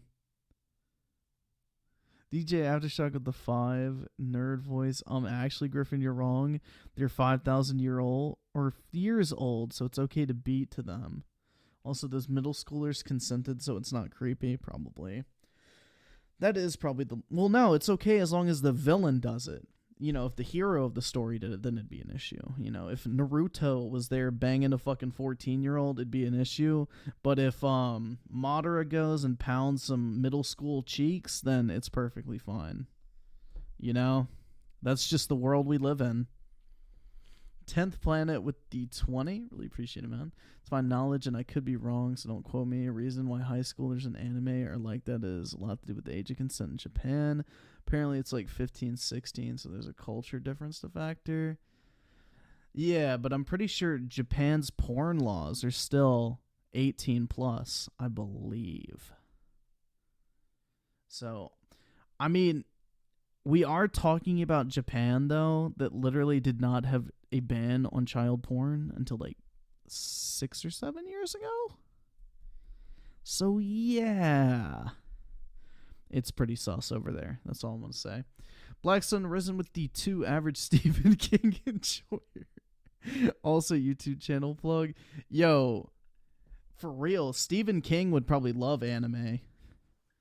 Like, doesn't he always have in his books, like, kids having sex and shit like that or getting raped to death? Like, that dude's fucked in the head, too. Because he has to visually, like, imagine all that shit to write it. So 10th planet with a 5 should also clarifying, not defending, but bring out some fact. Yeah, no, I got you. I got you, man. It's all good. I figured you weren't defending that shit. Jesus wagon with the 2. Jesus can't help this man. Only a 12 gauge shot. Like, bro, some of these points are like so fucking awful. Socrates with the 2. Hit him with the picture. Yo, hold on one sec. I gotta pull up my fucking file browser. I'm just gonna leave this shit pulled up.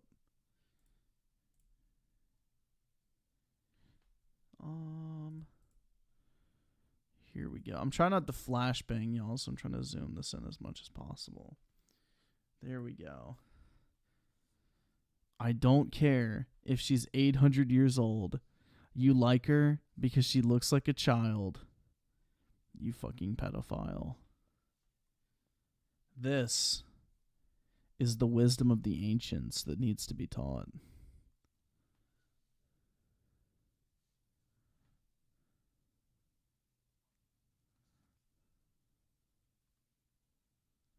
All of Japan's prefectures have an age of consent of 18 plus.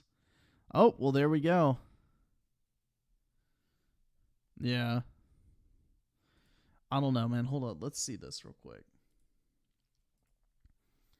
Let me do this in an incognito town. Japan.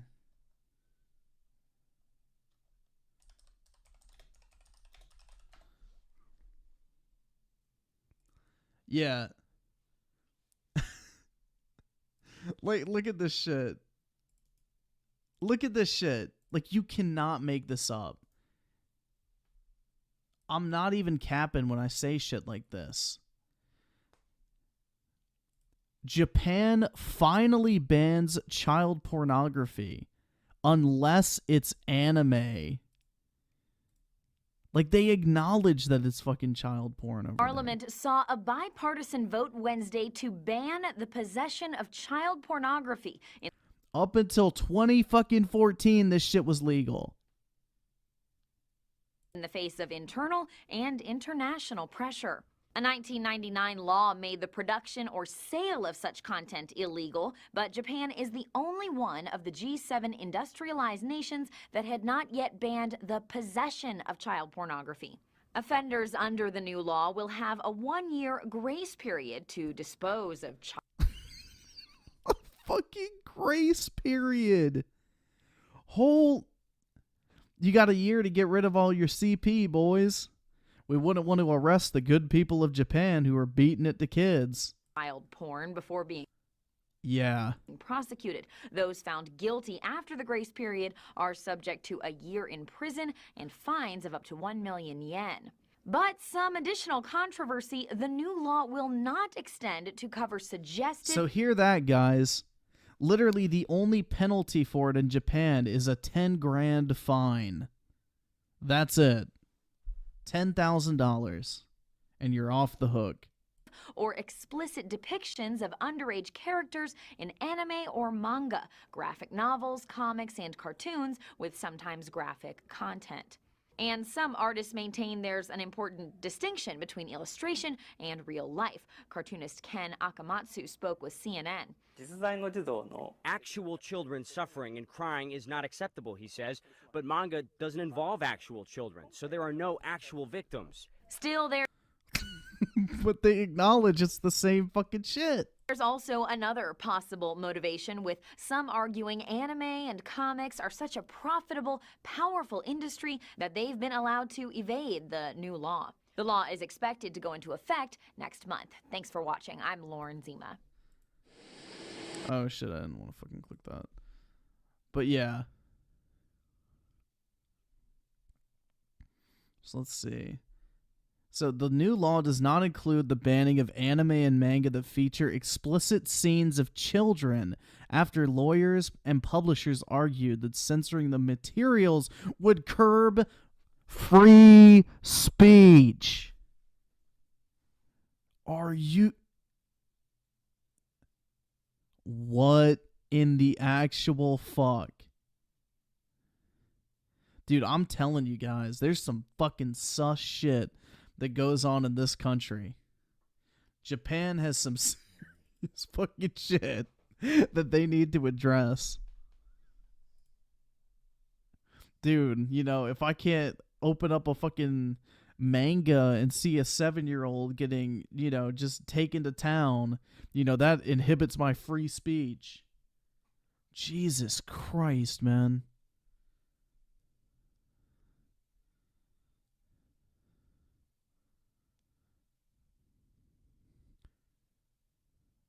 Ugh. Dude, it's just, like, disgusting. It is so fucking disgusting. But yeah.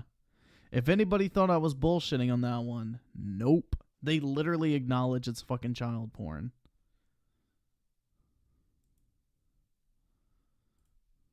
Is that these scenes are shown explicitly because, for one, the viewers are presumed to be adults.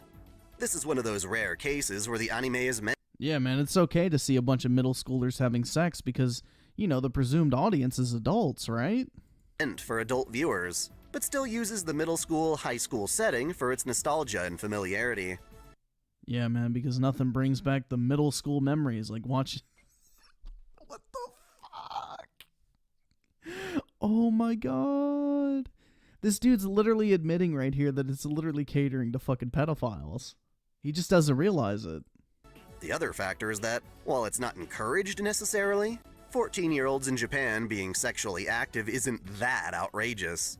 Yeah, but It's not outrageous for 14-year-olds to be sexually active. But it's a different thing to fucking show it. Holy fucking shit. Oh my god. Oh my fucking god, dude. This is like some mental This is literally fucking Wings. This is Wings of Redemption. Oh, it's okay. The age of consent should be 12 because I saw a bunch of 12-year-olds fuck. Like, bro, this is literally Wings. This motherfucker and Wings of Redemption should be best friends because they would 100% agree on this type of shit. This is literally the fucking Wings of Redemption argument for his age of consent type shit. 100%.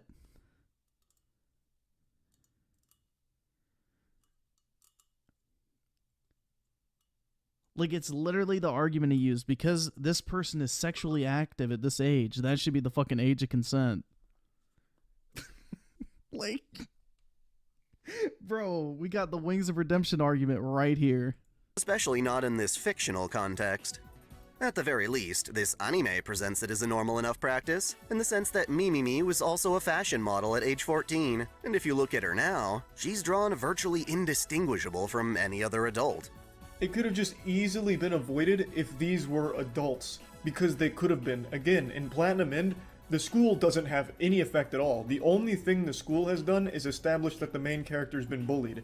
But he could have also just been an adult who had been bullied throughout his entire life in school. They could just be adults, and it wouldn't be weird. You could have adult characters instead of kids doing these adult things, these sexual things, you know?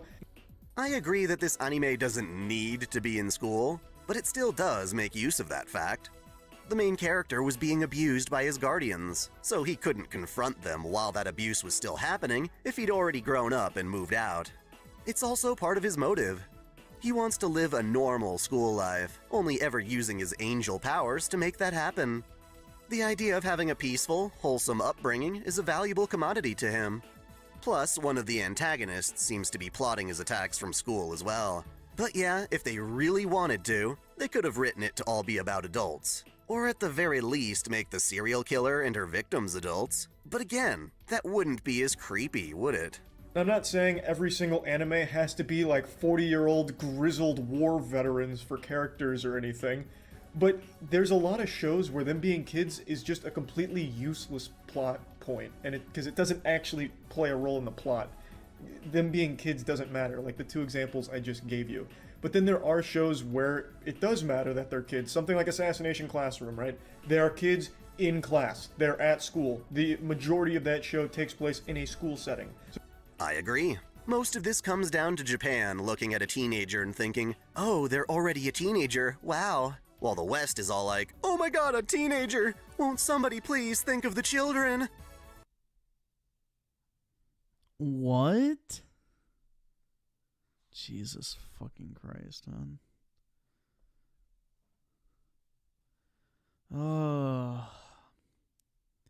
2023 Perfect Dark with the 5. The age of consent in Japan is 13 with the parents' permission. CP became illegal like 5 years ago. The creator of Kenshin got caught with it at work. Dude, that's just so disgusting. People like that. Like, just imagine. Dude, I don't know. Somebody that fucking sick in the head, just, I think the world would be better off without them, in all honesty. Like, I think it's safe to say that, like, legitimate pedophiles that are, like, looking up that type of shit just should be removed from the fucking earth immediately. It's just disgusting. Garbage Barge with the 2. We should have dropped 3 pops, I guess. What the fuck? Hey, man, it's never too late. Austin Ball with the 2. Is this God Howard doing? Yes, it is. He is the one who paid for this wonderful YouTube video. What's up, Griffin? Not too much, man. If anything, it's more what's down. Because I'm feeling pretty down after watching this shit because it's just absolutely fucking gross. Knuckles with the 2 plot twist. This dude is Wings. Maybe. This may be Wings' alternative income stream. Body Pilot with the 5. This is the same country. People buy women's numbers in vending machines. Jesus fuck. Or they like pay for a hug That's another thing in Japan. You go to a cuddle cafe and like some woman embraces you in her arms and you can cry and tell her all about your problems. Philip Thomas of the 5, Lord Griffin speaking facts. Appreciate it, man. In New Generation of the 5, the creator of Rurouni Kenshin got caught with CP and nothing happened to him. Sad. Yeah, he probably paid a $10,000 fine and that's fucking it. Like, that's just so disgusting. Like, I'm glad in the US that if a motherfucker gets caught doing that type of shit, their life is fucking over. Like, they'd be lucky to work at a fucking McDonald's. Like, you know what? We hold that W 100%.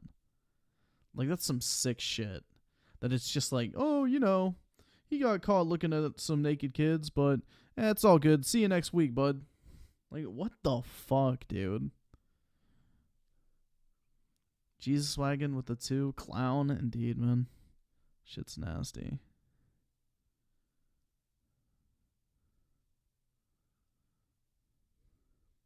Tenth Planet with the 10. I'll say if you pointed out that someone said they beat it to young cartoon characters, I'll take it over. They beat it to pics of your daughter. Sort of a lesser of two evils, you get me? I mean, I guess, but it's just like, this shit is gross. I don't understand why you would actively encourage anything like this to be produced. Because what happens is when you start with this type of shit, you gradually need, like, it's literally the porn effect, bro. And it's what happens with people who have, like, porn addiction.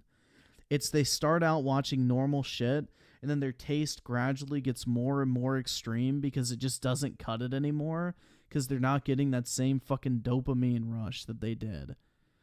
So it's like literally the progression of like porn addiction. So yeah, they may start off watching like the fucking little lolly shit, but then that's not fucking extreme enough for them. So they start going to other stuff. And it's like a whole fucking progression. It happens a lot because you already have to have a degenerate mind in order to find that shit attractive in the first place. Like, your mind already can't be fucking all there in the first place. So, you're literally talking about people who are, like, mentally fucking deficient in the first place that don't have a normal mind. So, it's not too fucking hard to assume that literally these motherfuckers are going to progress very quickly. Like, look at every single fucking furry that comes out. As a, like, zoophile, a pedophile. Like, it almost happens every other day. Degeneracy snowballs extremely fast. And there are millions of examples on the internet of that shit happening. Because these are not people who are mentally all there. They're fucked up in the head. So, like, normal logic like that does not apply.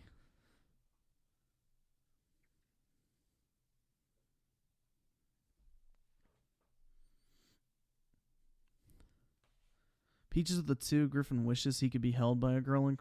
Shut the fuck up, dude. Maybe I do.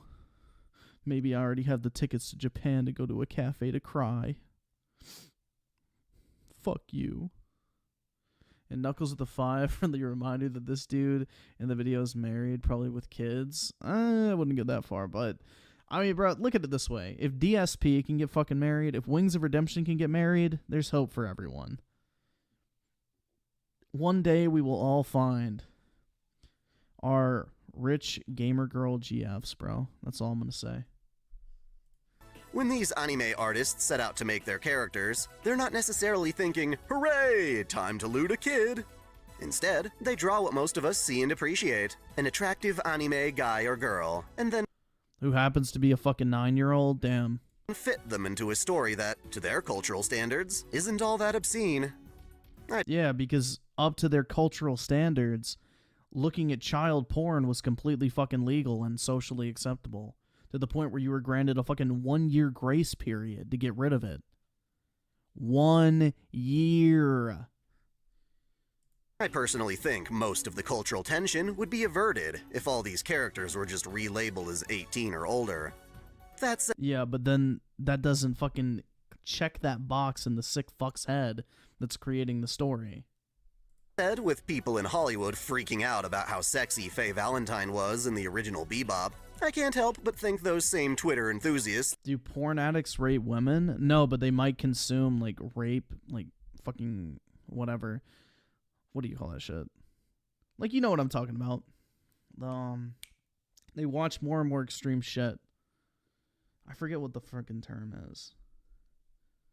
I guess, yeah, you could watch, like, actual rape or whatever. I don't fucking know, man. They may not do the act themselves, but they would consume that type of content, potentially, yeah. 100%.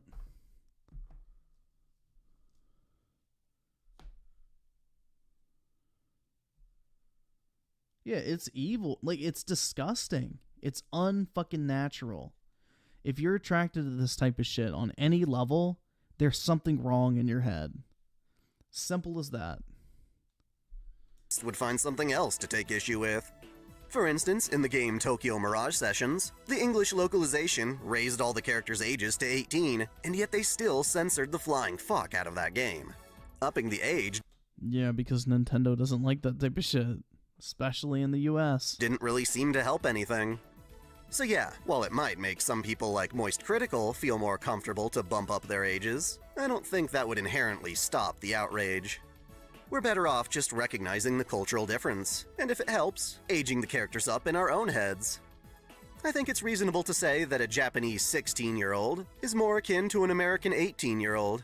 So obviously there's still a lot of shows where them being kids is actually important to the Tell that one to a fucking judge. story, and It's okay, judge. She may be 13 in the US, but in Japan, she's like 18. couldn't work with them being older. So I'm not saying everything in anime needs to be adults only. That's just called hentai, I suppose. I don't mean to be that guy, but Assassination Classroom does have hentai. Then again, what doesn't? I'm just saying... That's not fucking official, dipshit. The fucking show does not have sex scenes in it. Of course some fucking sick degenerate on the internet's gonna draw fucking fan porn of a bunch of 12-year-olds. We know that's gonna happen. But they're not officially releasing that shit. There's a lot of shows where the characters are kids just because they wanted to make them children for no reason, but then they still want them to like fucking things, which makes it really uncomfortable to watch because they could have just made them adults. Agreed. But they chose to make them children for a fucking reason. I've said that like 20 times by now, but there are really just so many shows where I'll sit there and watch it and I'm like, damn, this is a good show.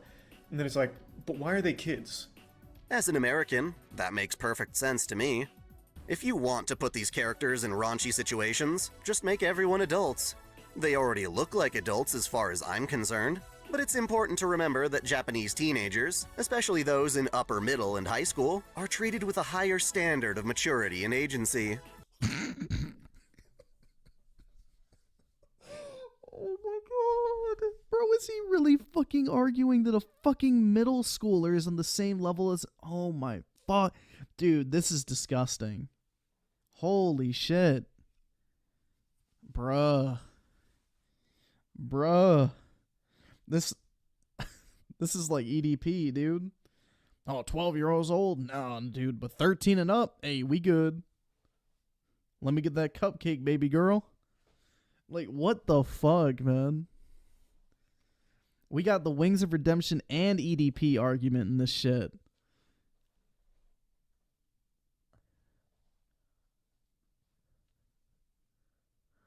Project Counter with the 2. I hate how this guy says anime. Yeah, agreed.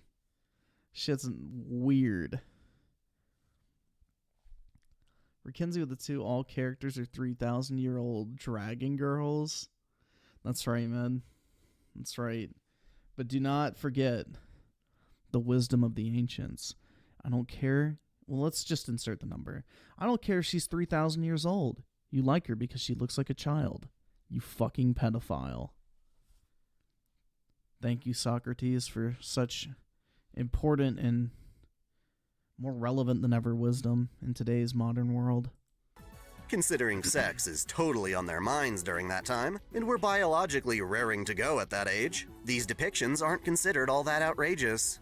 They look at this stuff and go, oh, those are some hot anime girls. And Yeah, because just 7 years ago, they'd open up the computer after a long day of work, pull up some naked 7-year-olds and be like, oh, that's pretty hot. Like, you do realize that they literally had to start making up for the fact that the real shit was banned by doing it in fucking cartoons, right? That's not lost on you. Like, that simple fact is not lost on you, correct?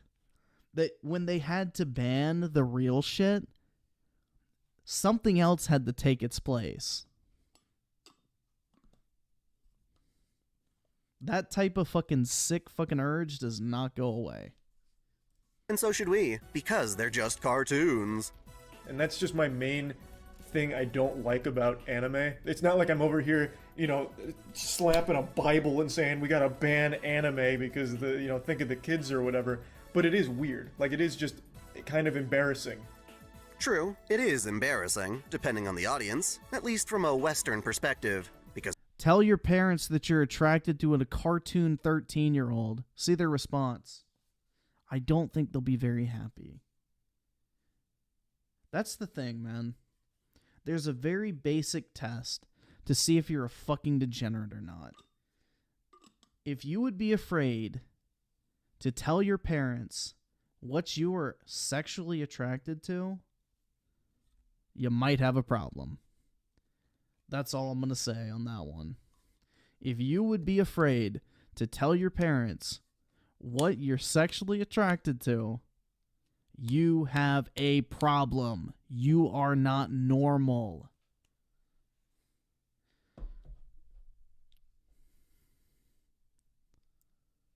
That's all I'm going to say. Because Westerners aren't used to it. It's different. I certainly don't think the West needs to start lowering the age of consent or anything like that. That would be insane. With the way the US functions and raises youth, it's no wonder we look at teens and treat them like kids. Oddly enough, though, we're also way quicker to hand out weapons and driver's licenses. Dude, it's not fucking 1924. I'm pretty sure nobody really gives a fuck if their kid's gay anymore. It's not really a big deal at this point. DeSanti with the 2. Hi, Griffin. What's up, man? How's it going? Peaches with the 2. So as long as they look 18, that's all that matters. That's right, man. Just tell that to the judge. It's okay, Your Honor. I thought she was 18. Oh, you're free to go. Yeah, see how that works. Body Pilot with the 2. This guy subbed to Netflix to watch Cuties. Maybe. Who knows?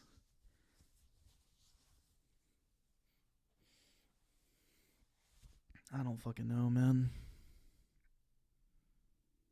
Getting a license in Japan takes a lot more education and formal steps than it does in the US. Thankfully, most Japanese students don't need to drive, and Japan actually has reliable public transit. Okay, let's take sexual orientation out of the fucking argument here. So let's say your parents already know you're gay, straight, bisexual, whatever, okay? They know that for a fact already. Now, insert this. This is the thing. It doesn't matter if you're gay or straight in this situation, okay? Like, your parents already fucking know that shit. Either way, whether you're gay or straight or whatever, you would probably not be okay with telling your parents that you were sexually attracted to a 14-year-old cartoon character. Yes or no? Male, female, whatever the fuck.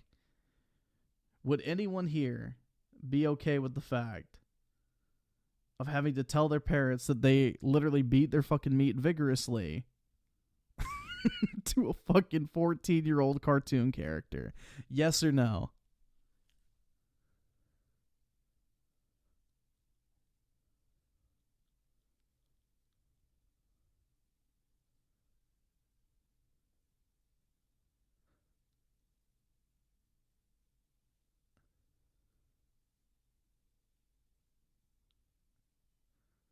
Exactly.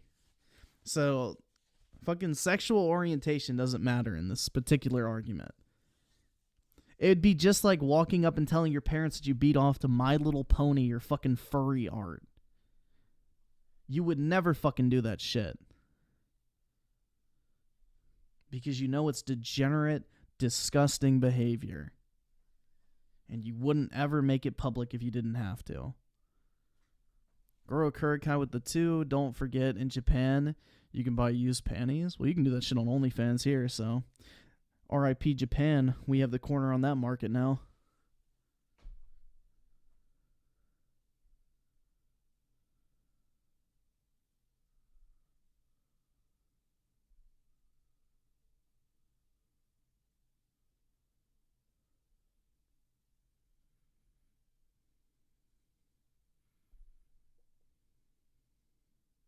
Littlest Pet Shop is better. Oh shit. Transit. That means, in terms of safety, America has it ass backwards. Oh no, I'm being a Karen because I think it's weird that people want to jerk off to fucking children. Oh, I'm so sorry, man. I guess I'm a fucking Karen now. Let me get my oversized sunglasses and fucking cheap ass haircut. Real quick, dude. Let me get the minivan as well. Hold up, let me hold up my iPhone 12. The US has 15 and 16-year-olds driving metal death machines all around, while Japan has some animated teens who look like full-on adults getting hanky-panky. Different societies have different needs, and thankfully anime is the sort. Yeah, dude, the US, we have 16-year-olds driving a car, but you know what? In Japan, we see 15-year-olds fucking. What a great comparison. Sort of thing that we can... America for the win, man. If we needed any further proof.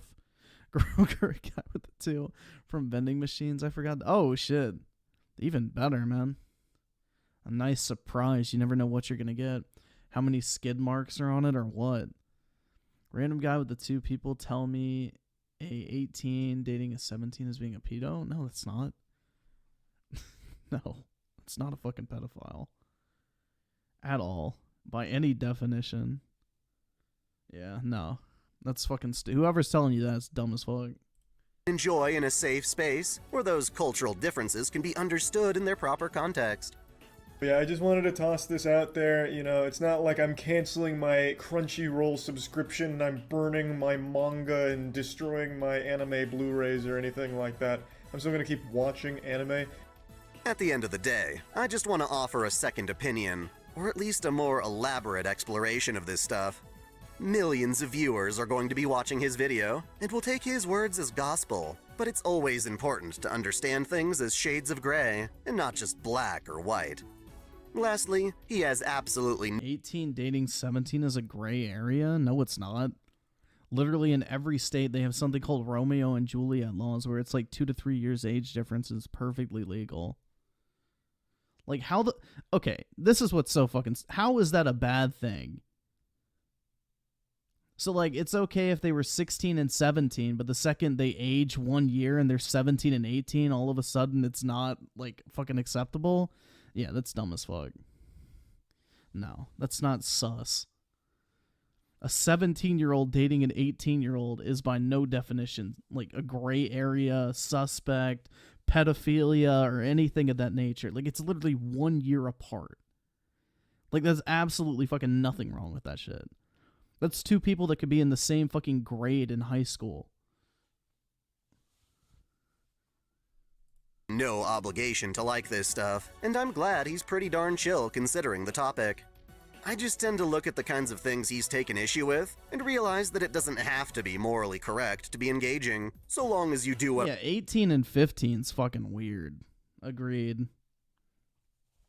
It happens a lot, unfortunately. Like, I know somebody from my high school that was like, he was 18 and the girl he was dating, like, yeah, so he was dating this chick like 2 grades below him. Then he started going out with her sister who was like in fucking middle school or something. Like, it was weird. Like, he was a senior and she was an 8th grader. That shit was fucking real sus. Like, real fucking sus. So we called him like the fucking cradle robber, the diaper bandit, the fucking child snatcher. Like, we used to roast the fuck out of this guy. 15 and 13 is weird? How? 15 and 13 is not that big of an age gap, man. It's 2 years. It's not really a big deal. Once you start getting into that 3+ year age difference, that's when it's kind of an issue. Because, like, 15 and 13 could be like a 9th grader and a fucking 10th grader. I don't know. It just depends. But I'd say 3 years when you're under 18 is kind of the weird spot, I would say. Because that's when you start falling out of those Romeo and Juliet laws. Yeah, we used to bully the fuck out of him, bro. One time he snapped on me because I made a joke about slitting wrists. I'm guessing he cut himself. Unfortunate that he couldn't, finish the giant. Or it was what Master Chief calls it, finishing the fight. But he was going across for attention, not up for results. What I always say, and let fiction be. Yeah, 16 is the age of consent, I think, in most states. So, yeah. Fiction. And for most of the world, I'm pretty sure, right? Within bounds, though. Like, I think most states where it's like the age of consent is 16, you have to be within like 5 years of the person. So, I don't know. There's like a bunch of like different fucking whatever I'm trying to say. Circumstances or whatever the fuck. So it's not just like, 16. No, like in some states it's 16, but you have to be within 5 years of the person. Or in some states it's 16, but only if blah, blah, blah. Like, there's a bunch of different like fucking requirements depending on where it is. It's not just like, 16, you're good. What do you guys think? Not just about this specific anime topic, but also what you think about major media influencers and how they shift public opinion. Let me know your thoughts in the comments below. Before I go ahead and 13-year-olds shouldn't be actually dating? Why? What's wrong with that? If they're dating someone in their same age range, like, who fucking cares? What's wrong with 2 13-year-olds dating each other? roll the credits, I want to give a special shout out to my $10 supporters. Video Gamer 75, Stephen Elak, Otaku Video Gamer.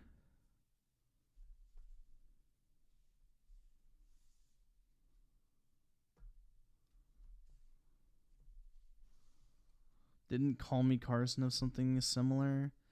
Yeah, he was like talking to some chick that was like 1 month away from turning 18 or something. Yeah.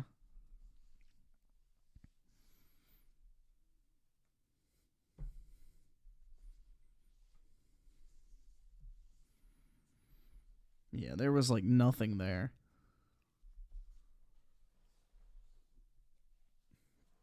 Pablo Escobar was a weirdo. He married a 15-year-old at 23. That's normal in South America, though.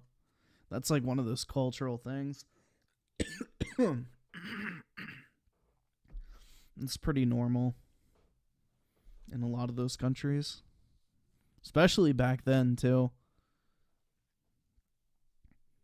He was 19 and she was 17. Yeah, and I think she was like turning 18 in a month or something. Yeah, there's nothing fucking wrong with that.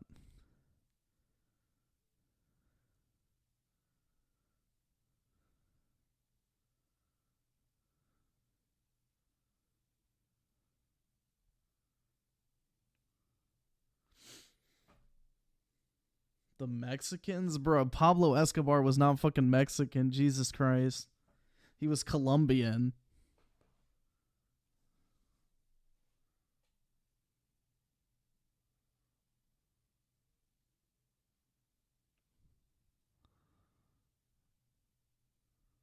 So Guru Kurkai with D5. It's did I read that?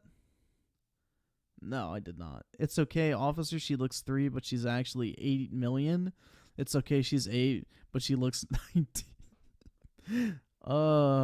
If the slope ain't slippery, why do I see suds?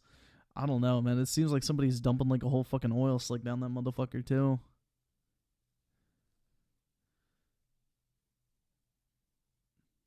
Yeah, the moral of the story is just stop jerking your fucking dick to anime girls. Like, easy fix. Oski Woski with the 5. We bullied a friend of mine because he was dating a 15-year-old. I believe he was 21 at the time, eventually got fed up and left town. So, ooh, Jesus Christ. Yeah, that's fucked up. That's nasty. That's really fucking nasty. I don't know, man. There's some weird motherfuckers out there. Like, what the fuck does a 21-year-old have in common with a 15-year-old? Bro, like, what the fuck are you gonna go do with a 15-year-old? They can't even fucking drive. I don't know, there's just some weird motherfuckers in the world.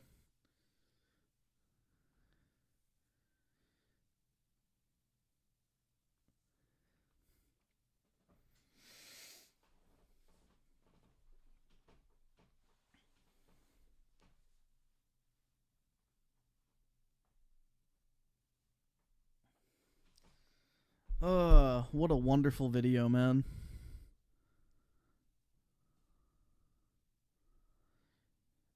And I bet it's all these people are defending this shit.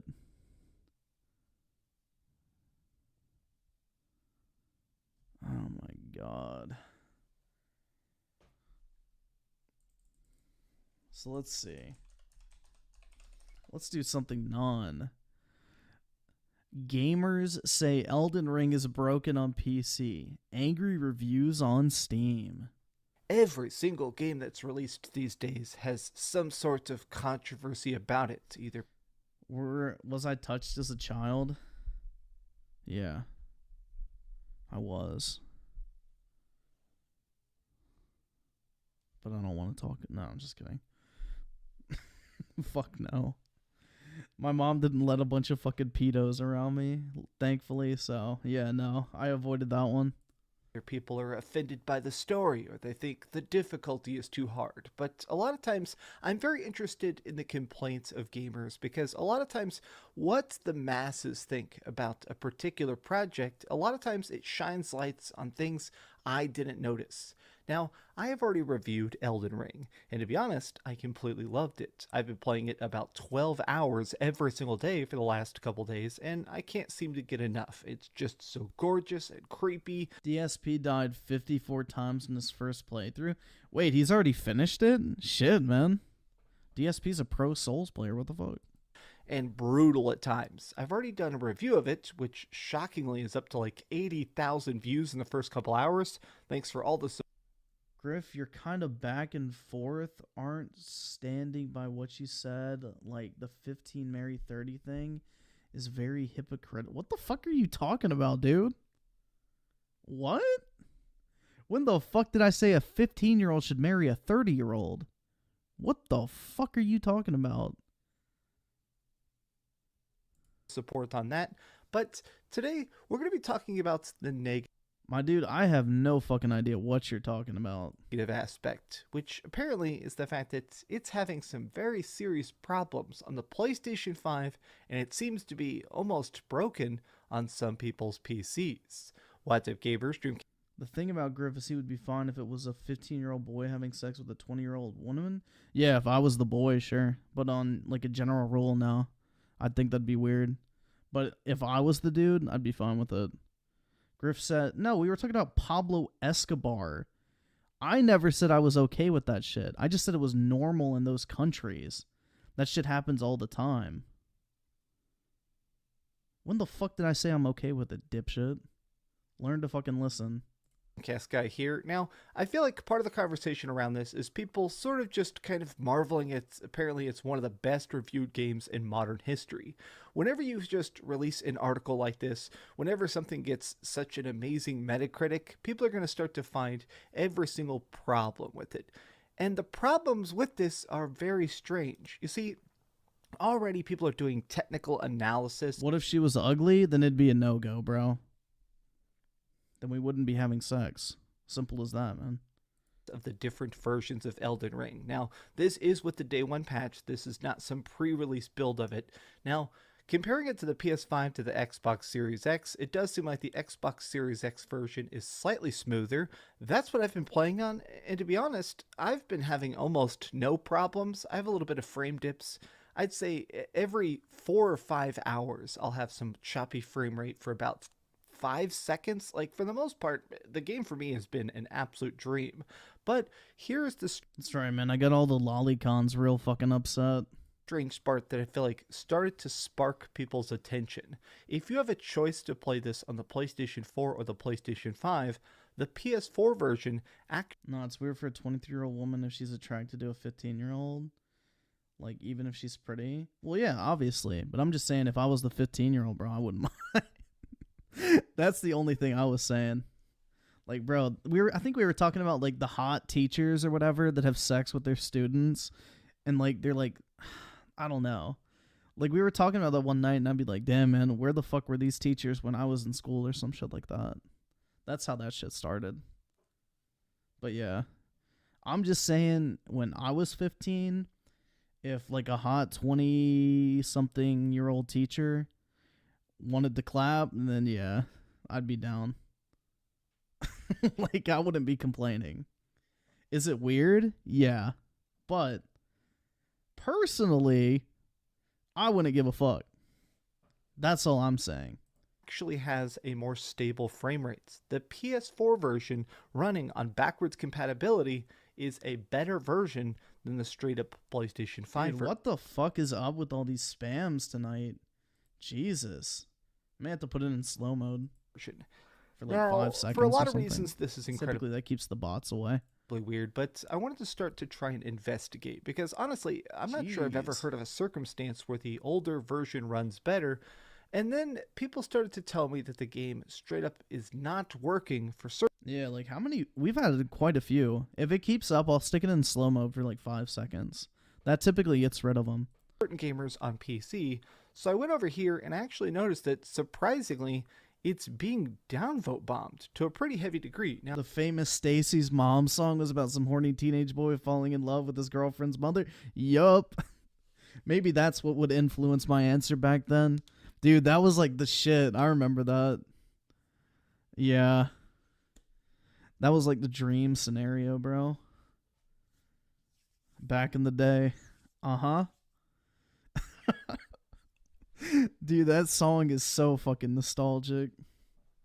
Now, currently, this is just, it says mixed. Think about the fact that a lot of times whenever I see people giving a bunch of negative reviews to a game on a website like Metacritic, that doesn't have the same weight. In order to actually review a game, to leave feedback on Steam, these are all people who purchased the game. These are not trolls, these are not bots. These are actual people who have spent $60. So their opinion, their complaints have a lot more weight. Now, what's interesting is that everybody's saying the game is not well optimized. Basically, if you're in enclosed areas, it runs very well, but the open areas, yeah. it constantly I'm gonna stutters. stick this shit on slow mode. This real is so quick. interesting because everyone's saying that. Struggling to maintain a solid... Let's see. Hold on. Give me 1 second. I gotta remember where the fuck this shit even is. Is it here? Fuck, hold on. Oh, there we go. Slow mode. Let's just do 5 seconds. So that shouldn't inconvenience anyone too much.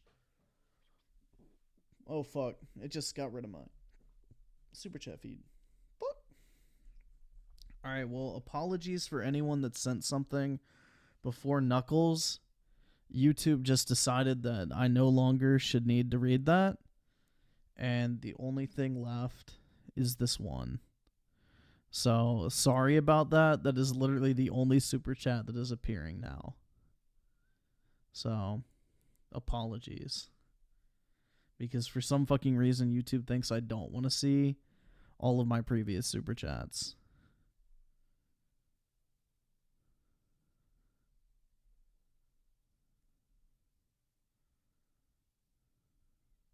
But yeah. Knuckles of the 10. I'm not sure how accurate this info is, but from what I heard, FromSoft might be focused more on console and worked on the PC version last minute. At least there's a patch going out to fix the issues. Yeah, they're definitely more of a console-centric developer, 100%. Their PC ports are notoriously terrible. 100%, man. Yeah, PC's always a fucking afterthought to them. 100%.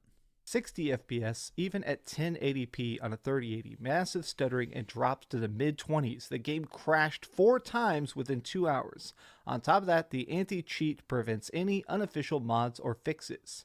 Now, that right there is where I want to pause just for 1 second, because honestly, that is definitely the biggest red flag for 2 seconds. Yeah, happy birthday to you, Orange Juice. Hopefully you had a good birthday and doing some fun shit.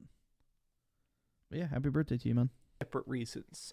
A lot of people who play on PC have spent thousands and thousands of dollars on their rig. Obviously, they want to have the most premium of experiences. I definitely know that millions of us enjoy just the fact that when it comes to console gaming, you just pick up the controller and play. But PC gaming, it's meant to be that premium experience. You're paying more money to get more out of it. More frames, more graphics, more resolution. Yeah, and that's another problem with the Elden Ring port. It's locked at fucking 60, man. Like, why the fuck can I not play this game at like 150 FPS if I want to? So, Anthony Spartan with the 3. What's my opinion on Elden Ring?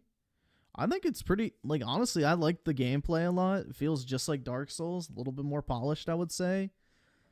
The graphics are good. The open world's pretty intriguing. I haven't played much of it, but I don't know. I think it looks great. The only issue is it has like a lot of technical problems on PC. Like, I was going from a lock 60 to like a fucking 23 frames in the middle of a boss fight when the boss would attack. So that's a major issue. Then there's stuttering. Like I mentioned, the frame rate lock, which is really fucking stupid, but I don't know. They have some technical issues to iron out because those frame drops will fuck you up during a boss fight. So hopefully they can fix that, but aside from that, I think it's really good. And a lot of times more features, which is the other half of this that's very interesting to consider. In the past, From Software has released some very broken versions of their games. Previous games actually needed to be fixed by fans for years to get to. Slow mode's on because we had a bunch of bots spamming. It's only 5 seconds, dude. It's not a big deal. To a repaired state, and the way that they would do this is via mods, third-party software, basically a way of trying to make the game run and play better. Fans would have to go into the code and repair it. And because of this new anti-cheat system they're putting into the Steam version, you can't fix your own game, even if you happen to be... Yeah, they need that anti-cheat, though, dude. The fucking Dark Souls 3 hacking was so bad. A very talented developer and you think, well, I bet I could root around in here and get this a little bit more stable. You can't, because it will deactivate your game. Now, going back to these reviews here, I just find it great that, like, the amount of people right here are just saying it just lacks features, game is a waste of $60, and he says that after playing 5 hours, stuttering like crazy no matter what settings you're at. Never would I ever have expected to give Elden Ring a downvote based on the game's performance. I'm hardly an FPS snob, but I can live with the lack of ultra screen support. The thing that makes this the whole dilemma is that the poor performance on PC. It's frustrating because this is sad to think they're releasing their magnum opus and the game just stutters and slows down constantly. Now, every single person... So Lyra with the 5, game logic is tied to frame rate. Oh, God.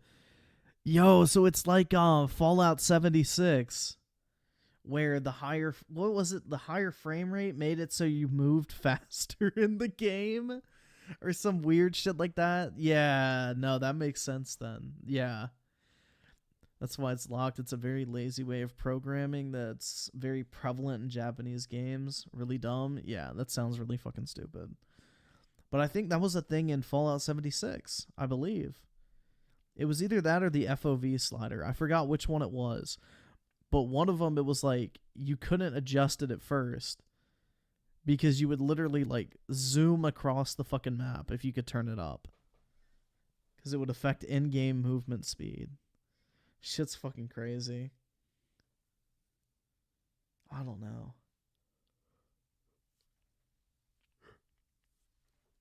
But if you're going to have a PC port, 120 frames, at the very least, should be the maximum. Like, 60 is way too fucking low. Like, that's the minimum requirement on PC. Shouldn't even be close to the fucking max. person is just basically complaining about the fact that it is just having so many problems. This is a good game. It is a very, very fun game. It is a very savage game at times, but on certain platforms, you're definitely getting a negative experience. And there's also the problem, apparently, with save file corruption. Now, before we actually look at any other statements from fans, I do want to just say that, thankfully, as of about 30 minutes before I set up this camera, the developers at From Software have released a statement. They're now actually saying, hey, we didn't realize this. We want to actually fix this. Thank you so much for playing Elden Ring. We are currently experiencing some issues that are preventing the game from playing properly under some conditions. We apologize. Main items that we're trying to fix. Basically, anti-cheat failing to launch. Basically, the game, for some people, since the anti-cheat is not working, the game won't work. So straight up, if it won't boot, your game, even if you spent $60, will not activate. Now, here's what's interesting. They talk about the fact that they're trying to fix the frame rate more. They basically say, update all of your graphics drivers and your graphics card. Maybe that will fix it, but it sounds like they're trying to optimize it more. Now, here's the one that, honestly, I hadn't even heard people talking about, but apparently some people are having an issue on the PlayStation 5 where your game isn't saving. Now, as you're... Oh, shit. That's gotta fucking suck. Yo, could you imagine, like, making a fuck ton of progress in a Souls game only to find out, like, oh, shit, this didn't fucking save? Yo, I think I would stop playing the game at that point. I'd be like, you know what? We done. I'm good. We had a good run. I'm deleting this fucking game. I don't know, dude. I don't know if I could continue playing if that happened. I would be really fucking pissed. Like, imagine putting in like a 12-hour play session. You go through like 4 bosses and you find out your game doesn't fucking save. Oh, no. Dude, I'd be fucking... That'd be it. I'd never touch that game again. I'll be like, you know what? We had a good time, but see ya. So, Anthony, I read yours. Random guy with the 2. Square Enix got some competition for bad PC ports. Yeah, definitely. And what's the other company? Shit. Fuck. What was the other company with the really bad PC ports? Shit. Why can I not think of it?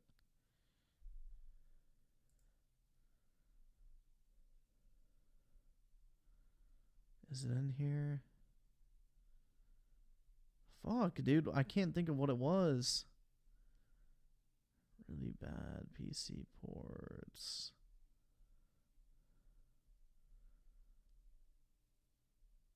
Probably wouldn't buy it if it was a really bad piece. I don't fucking remember. There's one other company. Hello? Yeah. Kind of. Ubisoft? No, I'm trying to think. No, shit, I can't think of it. I can't think of it. Fuck. Yeah, I don't know. Ubisoft, I mean, I guess, yeah. Bang Bros? Nah, their PC ports are pretty fire. I mean, Ubisoft's are pretty shit, I would say.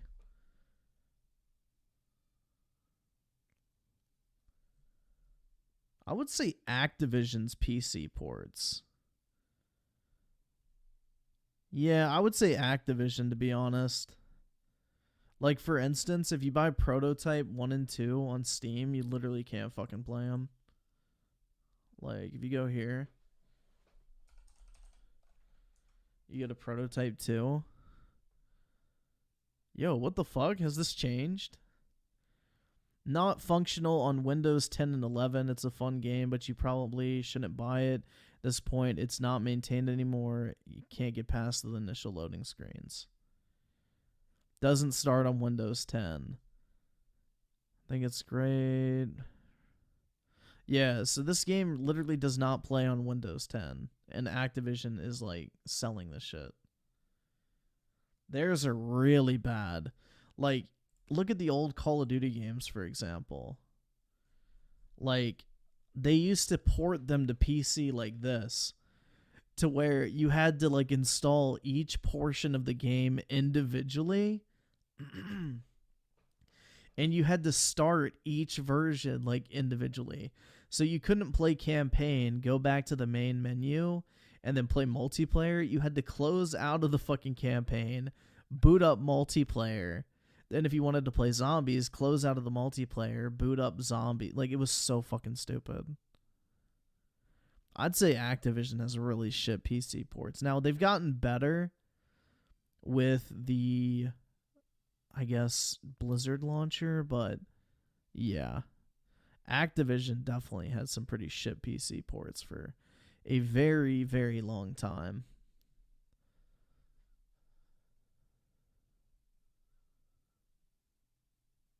So, Lyra, I read yours. Griffin XC with the 18. They should allow you to turn off anti-cheat and play offline with all mods before turning on the game, or play online but with no mods. The problem would be is if you turned off the online play, turned on mods, gave yourself a fuck ton of really good items, and then turned off like your shit, your cheats and mods and everything like that, and then turn the anti-cheat back on, you'd have all your shit. So that would be the only issue. You'd have to do separate save files. Random guy with the 2. Message retracted. Rip. And U-Generation with the 2. GTA 5 cars speed is based on your FPS 2. Really? Shit. I'd be zooming in GTA, that means. I actually never played GTA on PC. Maybe I should. Exploring in Elden Ring, which is a very, very massive game, whenever you stop and rest, a lot of times it'll automatically save. It basically puts your save file up in the cloud or whatever, right? Well, in this version, apparently what's happening is that the game will randomly shut off. It can save data, may not be saved correctly. We're aware that this can cause issues. You're working on a patch to correct it, but until the patch is released, please save your game manually by exiting the game regularly. Game data will be saved correctly if you fully quit the game by opening the system menu, go into options, and selecting quit game. We're also working on other bug fixes and performance improvements. Now, to me, I'm kind of glad that they're just acknowledging it. I feel like so many developers now try and just put their fingers in their ears and go, la, la, la, la, la. So at least they're just coming out and saying, yes, we're working on it. Yes, we want to fix it. Yes, we hear you immediately. Like, here's what's actually kind of baffling to think. Technically, this game came out 8 hours ago. Like, man, it's really baffling to think about because I've been playing the game for a while, but this released 8 hours ago, and they already have an official statement prepared. I mean, yeah, it's full of typos. Yeah, because, I mean, that's a game-breaking issue, and the game's getting fucking review-bombed on Steam. So, obviously, they want to preserve the good reputation that the game has. Like, what's it at right now? 70%? So, it's not doing terrible. It was at, like, a 50-ish something, I feel like. But yeah, it's just mainly people bitching about the performance issues, which, yeah, are literally game breaking to an extent, because you'll be like playing a fucking boss fight and your frames will drop to like fucking 20 and you're like, holy shit. I don't know. And stuff, but hey, you know what? I'll take it. At least it shows the developers are reading Twitter. And a lot of the tweets I see about this game are basically saying the game is good, but man, is it a bare bones port. It's got capped 60 frames a second, stuttering issues most likely from software messed up DirectX 12. I also see this interesting. Yo, I had that issue too with the boss. Whatever that dog was. Where, you guys remember, he would like stand up sometimes and the other times he would just fucking float. Like his leg animations and just overall animations weren't fucking working. So yeah, there's definitely some issues with the game that need to be patched. Interesting pushback. The more people talk about it being the best game ever, Like, I've noticed these like dedicated Elden Ring haters that are popping up. Now, honestly, I got no problem. Do whatever you want on the internet. I'm not a From Software employee, but I have seen this like lots and lots and lots of tweets just like this. I'm getting Elden Ring, but all this hyperbolic language of it being the greatest game of all time is turning me off. Why must every game either be trash or a masterpiece? There's no middle ground. Now, I'm showing this guy Tony right here, but honestly, I've seen this exact sentiment all over the internet, which is that everybody praising something, so they have to kind of hate it. In fact, I actually was going to put more tweets in this video of this sentiment because I have seen so many people say, this game looks, everybody's saying it's good, so I'm going to say it's bad. But you know what? Gaming is a hobby. Do whatever you want to do with your hobby. If you No. It's not that he looks like a fucking statue. It's the fact that literally when he did a particular animation in different like encounters, like, okay, so you know the one when he's standing straight up and does the overhead like slash down in the ground, like straight in front of you? So instead of him walking around doing that sometimes, he would be like literally squatting, floating up in the air, and then all of a sudden would swipe the fucking sword down straight in front of him. So like literally he would rise up into the air while like squatting. It's hard for me to describe because I don't have the fucking clip. But that's kind of what happened. Is he was supposed to be standing during that animation, and then he would like glitch, and instead of stand up, he would just float. So, yeah, no, it was definitely an issue because some encounters it would have that problem and some it wouldn't. So it was definitely a glitch. If you want to be the hipster hater, that is your business. But these have just been some off-the-cuff thoughts. Honestly, I'm still playing Elden Ring. I'm still loving Elden Ring, and it seems like a lot of you guys are as well. But it's interesting that this technical performance, especially on the PC, has been received so extremely poorly.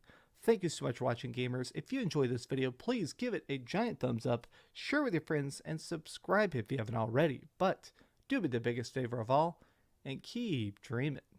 I have an absolutely splitting headache. I'm sorry if I'm accidentally whispering. I'm not trying to whisper. Oh my god, my brains.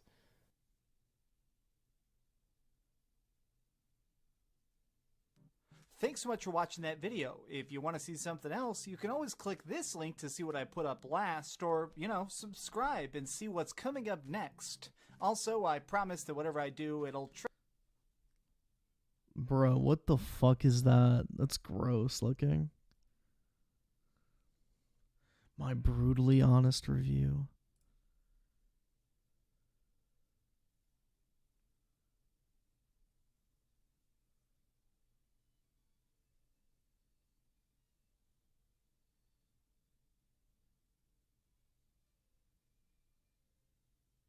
This dude looks extremely tired. I mean, to be fair, I'm kind of tired. So let's see. I said we watch one, so.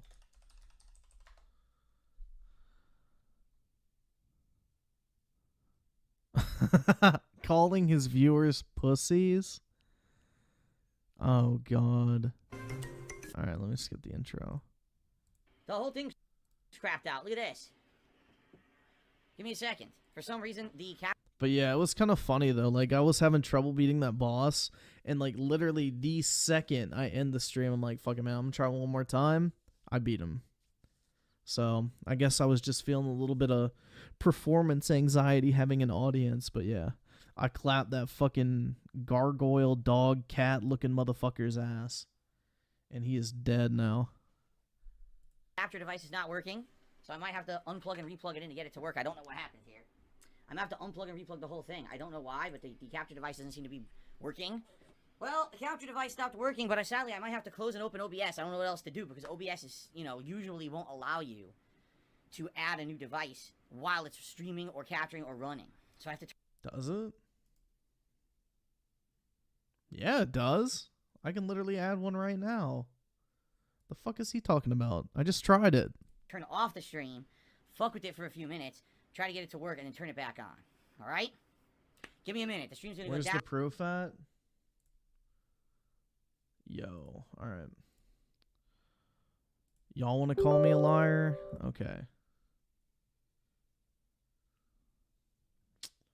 Man, do I really have to go fucking run in here? Shit. Alright, hopefully I can figure out how to play this on keyboard and mouse. Because I don't have my controller cord. I don't know where it is. I had to use it for my portable charger today. But yeah, let's see. Fuck, dude, holy shit. Jesus Christ, flash out.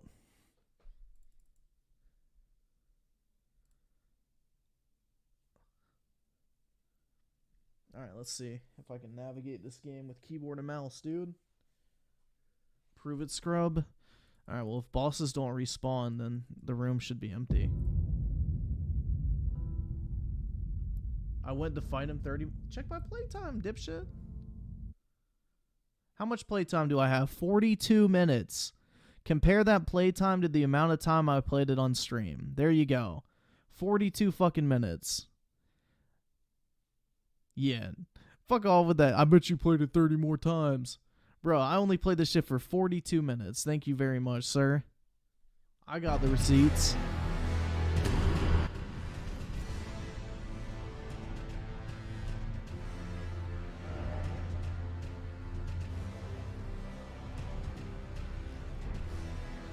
Alright, let's see.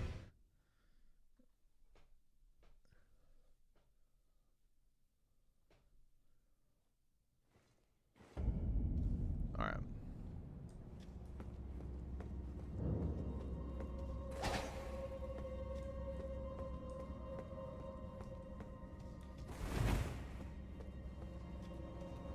I think it's this way, yeah. Right? Yes.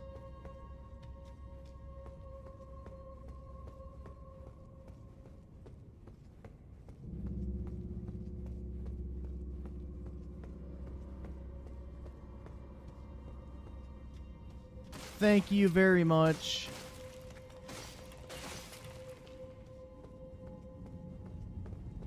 Return to entrance. There we go. I have no idea what button it is on the keyboard. But yeah. There you guys go. Motherfuckers thought I was capping. I never cap.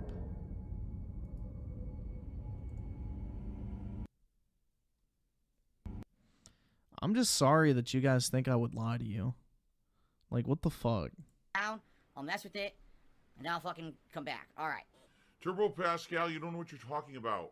My equipment worked fine earlier today. Why would I be on here thinking that it wasn't going to work? In fact, it was working up to the point that I was streaming, and then it malfunctioned live on the stream. Like, what are you saying? You act like I didn't stream at all today or something. And all of a sudden, out of the blue, this has happened. That's not what happened at all. Could have just opened your inventory and showed the scuff summon. No, I don't want somebody to think I used like a fucking command prompt to like give myself the item. I already streamed and had no problems with this setup. Everything was fine. And all of a sudden it malfunctioned right here in the middle of I got my neighbor. Well, my neighbor is a gamer, but he plays Valorant, not like Dark Souls and shit. the stream. There's nothing I can do about that, man. That's called life. That's called, you know, you roll with the punches and you make sure that you have, you know, ways to test stuff and fix stuff on the fly, which I do, and I got it working again. What do you want to do? Life's not perfect, man. It's very rare when something like that even happens, which is a good thing. So, okay. Turbo Pascal did another super chat. I can't even see it. I don't even know where it went. I don't even know. Anyway, let's continue. I'm not going to waste my time. All right. You guys ready? Here we go. Turbo Pascal, you are... Nah, you can play a Souls game for 12 hours consecutively. Once you get into a rhythm with any Souls game, like, you literally will just... It becomes, like, second nature. I don't know, like, Souls games are only really hard for, like, the first 3 to 4 hours. And after that, once you get kind of a hang of the mechanics, it's not frustrating. Like, you'll find yourself beating bosses after, like, 2 or 3 attempts. Once you get familiar with the mechanics and how to look for what to dodge, which direction to roll when you see a certain attack coming in a certain, like, I don't know.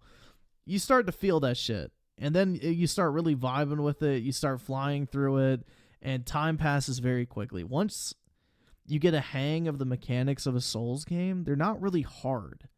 It's just more of it's a learning curve to learn how to play them, if anything. So once you overcome that learning curve, they're actually pretty easy games, all things considered. You just have to get the mechanics down. Complaining about something that doesn't mean anything. You are whining about a technical difficulty that happened out of the blue for equipment that was working on an earlier stream for 5 straight hours for a stream that I had working, and then there was a technical difficulty during the stream. You don't know what you're talking about, and you have no leg to stand on, dude. You're complaining that I didn't have my equipment ready when it was ready and working. What are you talking about? Like, what you're saying has no merit. So why am I going to waste time on it instead of playing the game? Right? Right? Right. Okay, let's play the game. Now, Turbo Pascal, you're threatening me, so why shouldn't I ban you right now and just continue to play and have a good time tonight? Why shouldn't I do that? Right? Give me one reason, besides you threatening me, thinking that you're some kind of a badass on my stream to try to ruin my second Elden Ring stream, that I should even entertain a word that you're saying. So, let's see. X Fighting Falcon with the 18. If you want to be a hater, you can. But when it's a Sony game, then no. Please, touch some grass. Where's that same energy painted nail boy? Yeah. Dude, Dreamcast guy is the first motherfucker to jump to the defense of a Sony game. But if you dare criticize any other game, it's not a big deal. But Sony, hell fucking no. That's off limits. Can't do it, man. No Sony slander will be tolerated by our boy Dreamcast guy. Oski Woski with the 2, would you recommend to play on controller or keyboard? Definitely controller. But people play on keyboard and mouse, so it's personal preference. I definitely prefer a controller with Souls games. Rogue with the fuck with the 5. He's using an old version of OBS because his laptop still's like Windows 7 or 8. Ew, dude, I can only imagine being stuck with Windows 8. That would fucking suck. So he has a ton of issues. Yeah, instead of spending $4,000 on fucking WWE, he should just buy like a new laptop, a new camera, and a green screen, like people have been telling him to for 4 fucking years. Literally 1 month's worth of WWE roles could pay for all of that, probably times 2. Like, it's just such a pitiful human being that we're looking at right here. What do you think? This is fucking great. I can't believe it.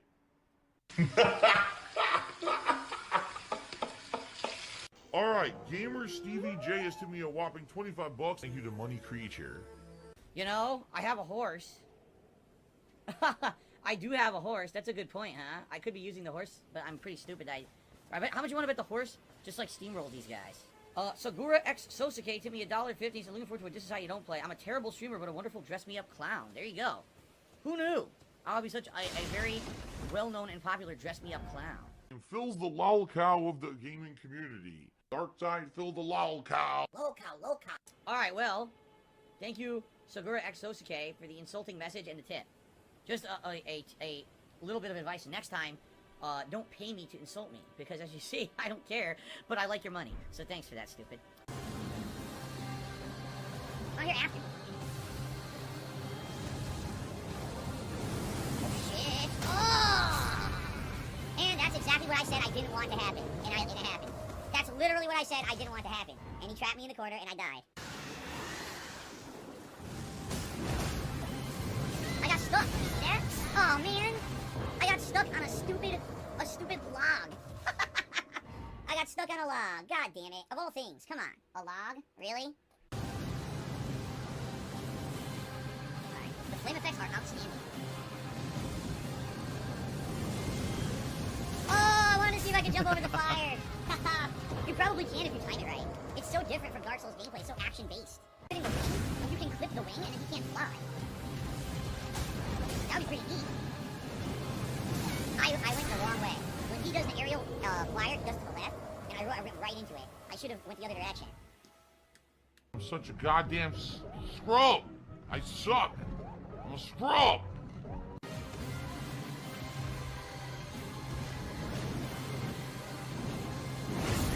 Thank you. I definitely can beat him again. It's gonna be a tough one. It's gonna be a tough fight. Tail whip.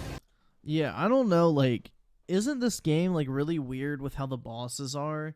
Like, basically, you can access almost every single boss, even if you're really fucking underleveled. So is that, like, the case here? He's just really underleveled for this area? Whoa, he has a backwards flame attack. Oh! He has a backwards flame attack, too. He has a lot of attacks. Cool. He hadn't done that one yet. He hadn't done the backstep flame directly down yet. Oh my god, he's drinking gin. Yes. Mmm. See, the thing is, I like these fights. I would stay here for the rest of the night trying to beat this guy. I'm okay with that. But people earlier today complained when I was beating the fucking horse guy. I'm like, why? It's fun. I like this. Big swipe in the face.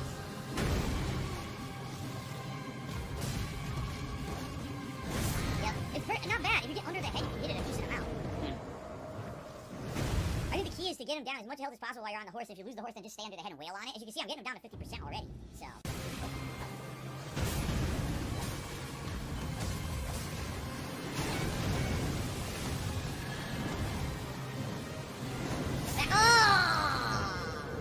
The jump backfired. Oh, I guess I'm just not a real gamer.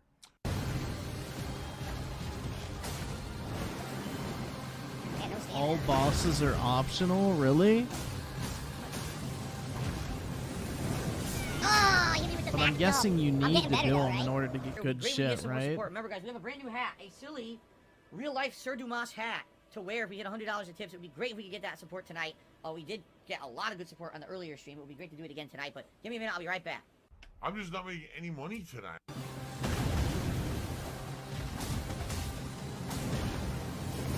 That sucks. There is no way to avoid that. If you're right there in front of him and he does the back jump flame, I don't see how you can get out of the way. Yeah,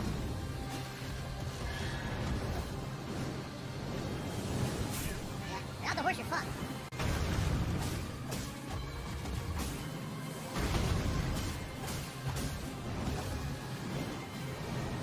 Oh my, direct hit. I'm not a high-level gamer at all.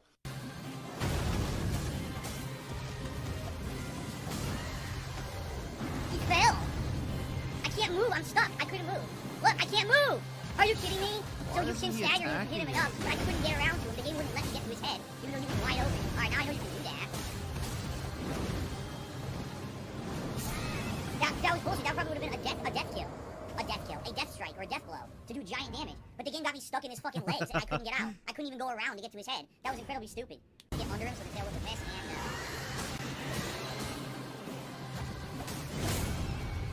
well, I'm already dead. He killed him out. Just done. He killed him. I'm not gonna bother. Too late. You're not a real gamer. Oh god, no. I would have won the fight if the horse didn't disappear. Dude, I would have been pissed right there. He didn't even take the hit, he just like gave up and ran away. Didn't take the hit. Dude, what I really need to do, I need to figure out how to hit him when I down him, but I can't get around his fucking wing. Yeah, he needs more health, bro. Like, he's literally getting one tap. By the way, I hate to say it, I've never met a bigger bunch of pussies than some of these people in the stream chat. Like, just leave. You just run away. Fight him later. Go do other stuff. Come back later. Why?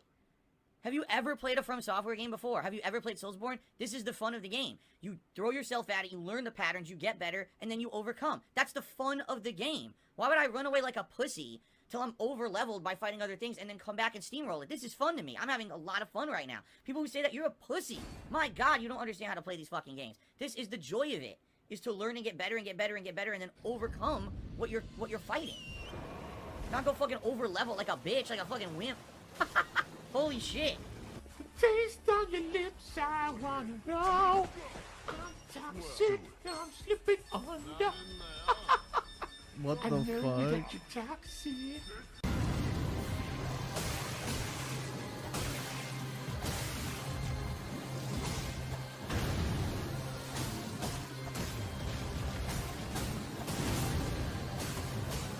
Got him.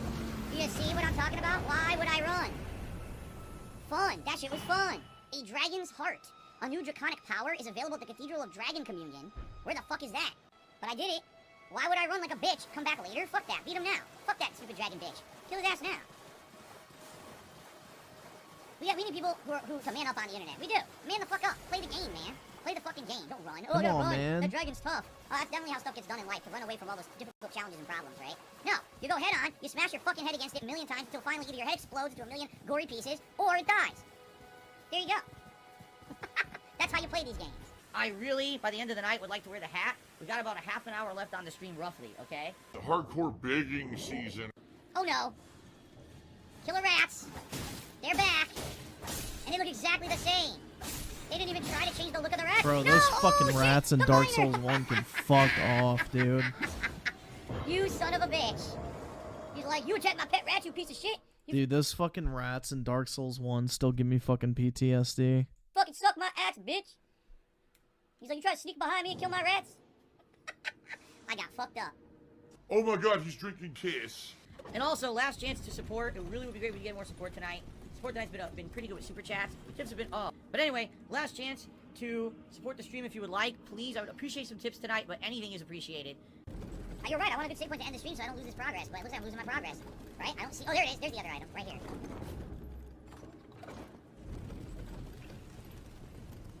Oh, shit!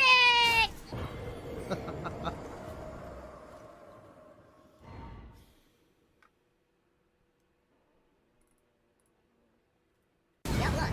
That's bullshit.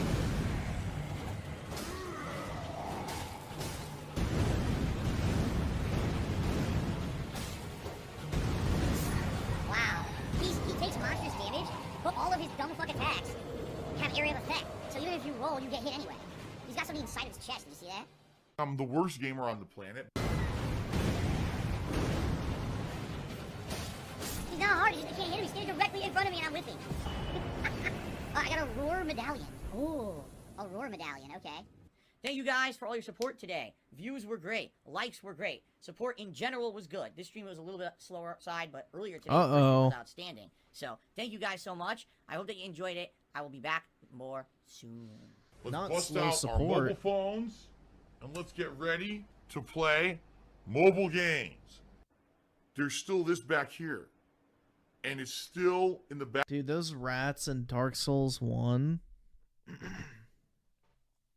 That shit fucking triggered me. I'm not gonna lie. Ugh. I don't know. Very few parts of a game kind of pissed me off, and that was one of them. There were like these 3 rats. I forgot where it was. But you were like on, I guess, like the support structure of a bridge. Like you're on the other side, like the underside of a bridge. And there were these rats that were in like this little room. And basically they would poison you too, I think. I don't fucking, like it was really bad. I fucking hate that. I cannot tell, like I rolled off the fucking side of the map so many times. And that shit literally fucking pissed me off so much. Ugh. Scotty, man, what the fuck? Can we watch Five Nights at Freddy's? Freddy's Security Breach trailer reaction by Doggo. It's only 3 minutes. Yeah, dude, I made a whole fucking video on that shit. We've already watched that.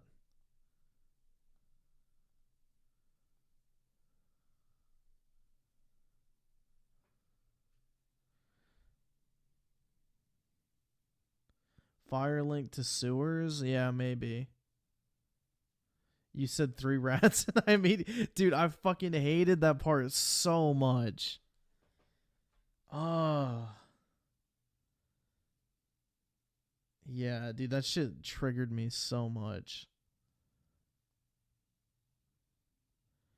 Like, I rolled off, rolled off the edge so many times, trying to avoid getting fucking poisoned. Good times, man. Good time. Dark Souls 1 was rough.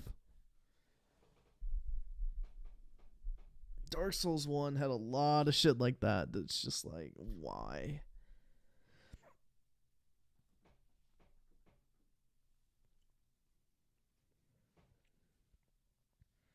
Fox fighting Falcon with the 729. Personally, both rats and frogs were just, yeah. I'm trying to think, what was the one enemy in Dark Souls? Oh, okay, so the motherfuckers I hated in Dark Souls 3, which I can't remember the name. Okay, this sounds really fucking stupid, but the part of the game where I think it's right before you fight Pontiff, it's like the skinny ghost looking thing. Hold up, fuck, what is that area called?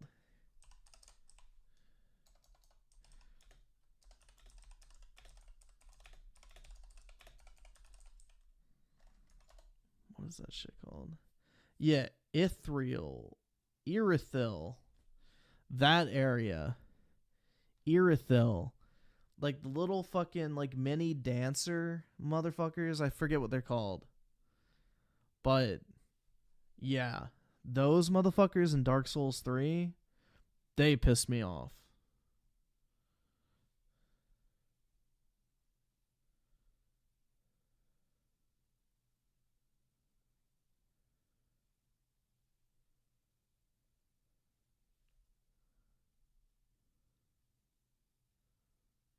Pretty sure that's what I'm thinking of.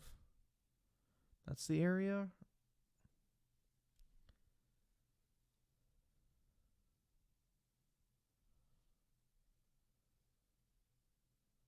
No, hold on. Let me pull it up real quick.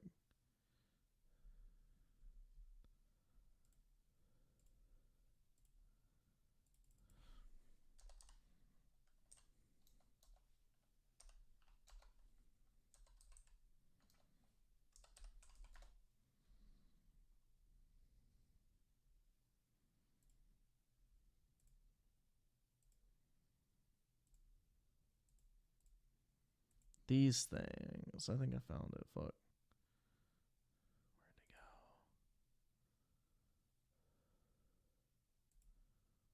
go? Fuck.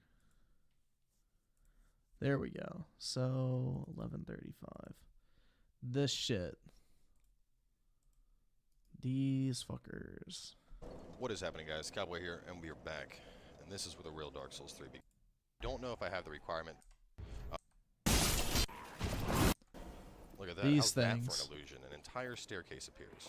These motherfuckers. These things pissed me the fuck off so much. Out of all the enemies in this game, I do not know why these gave me the most trouble, but they did.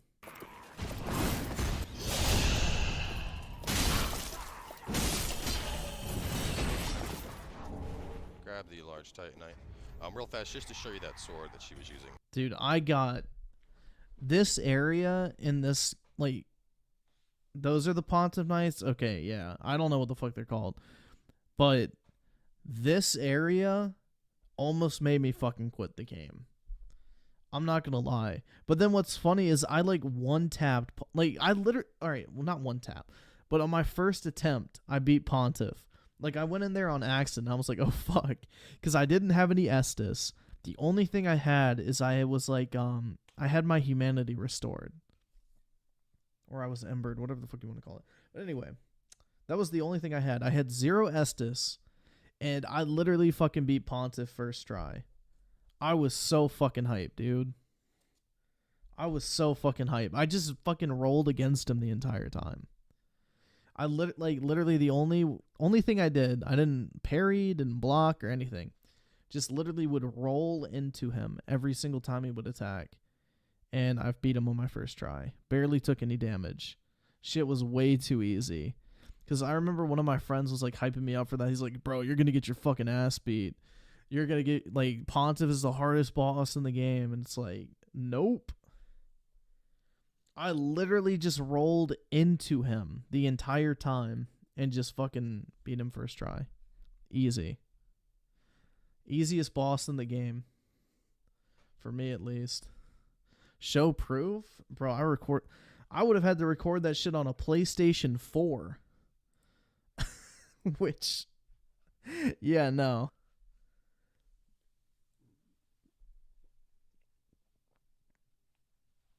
I don't even have that PS4 anymore. That was on my launch day PS4. So I sold that one for the gold PS4, then I sold that one for a PS4 Pro, then I got rid of my PS4 Pro, then I bought another PS4 Pro, and then I got rid of that one. So that clip would have been 4 consoles ago that I no longer have. I know Pontiff isn't the hardest. My friend was hyping me up for that shit. Apparently he had a lot of problems with it. The hardest boss in the game is probably... Aldrich. That boss fight can fuck itself, dude. That shit was annoying.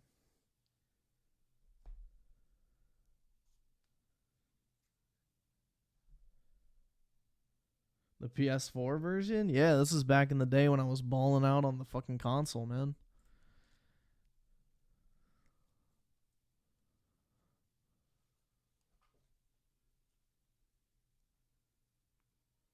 Nameless King? I didn't have that much trouble with the Nameless King. I don't know. Nameless King wasn't that hard. Aldrich, fuck that. Fuck that. Those AoE attacks, like, Jesus, like the fucking little arrow things. Fuck no. Fuck no.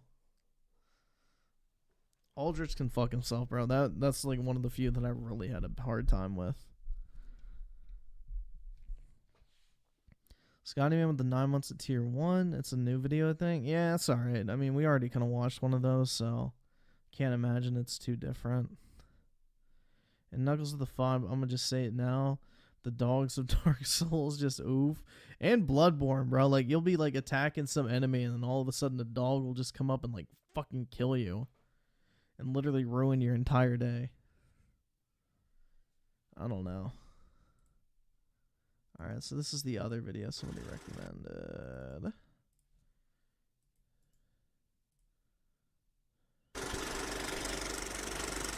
I don't care if you make fun of my gameplay at all. I just don't give a shit. Get out! You want to live restream and joke about it? Fine. You drop my input. My video footage. And you know, venturing. My menu's locked. Are you fucking serious? Gossip in town? The menu was fucked up. Now it moves. Yeah, it was actually frozen. It dropped my inputs. Ugh. Collect a bounty from Nenya. Share it with me. Oh, who's Nenya? Who the fuck is Nenya? I got the quest from her, but who the fuck is Nenya? Steward here. I serve under Jarl Siggeir and Jarl... Yo, I didn't have a problem with, what is it, Lothric and Lorien, right? That's their names? I never really had an issue with them. They weren't that bad. Before him. So I guess it was her quest. And I guess Nameless, maybe I didn't have as big of a problem with because I did that one co-op, but I feel like everybody did that shit co-op. The bandit leader is now dead. Excellent. You've done us a great service. Here is your reward. 100 gold. That's it? Give me money. Give me all your money. A fucking 100 gold? For clearing out that cave? Seriously. E-begging convincing. What a rip. Siggeir can sometimes Get the actually fuck out of the way! He does listen to help. What the fuck? I said get out of the fucking way. It was at this moment that he knew. He fucked up. Hey! What a fucking retard. Great.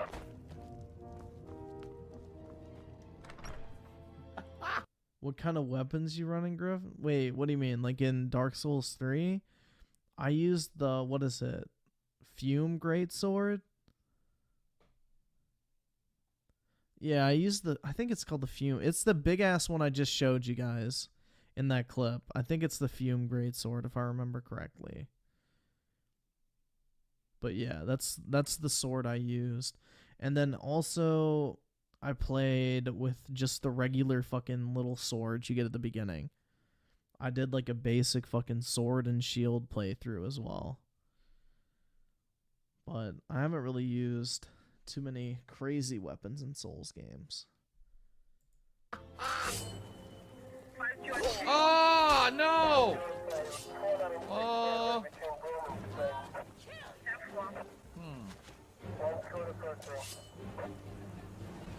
I do? What do I do? What do I do? I don't know what to do. What do I do? What do I do? Ugh. What do I do? Come on! Jet Black Thread with the 2. Did you beat Frayed or Freed in the DLC? Hardest book? No, I never played the DLC. I own the DLC. I intended to play the DLC. But did I ever do it? No, I never played DLCs. Don't ask me why, but I've just never fucking done it. In all honesty. I don't know, like, I always buy DLC for games. I have every intention to play them, never fucking play them. Like Final Fantasy 15, for example, one of my favorite games I played last generation. Do you think I ever played the DLC, even though I own the DLC on 2 separate platforms? Nope. I don't know. I just don't play DLCs. It's really weird.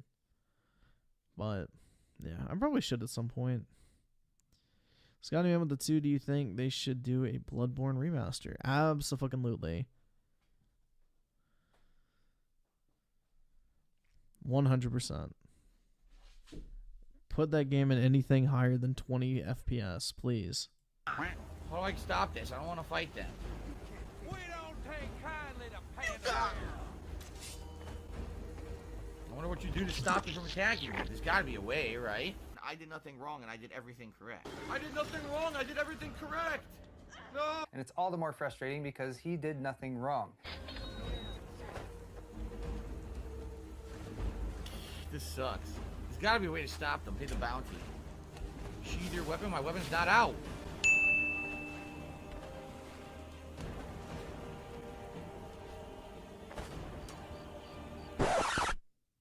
Phil spends the majority of his gameplay staring off to the side. A couple of things you can do to prevent it: just flip your cam.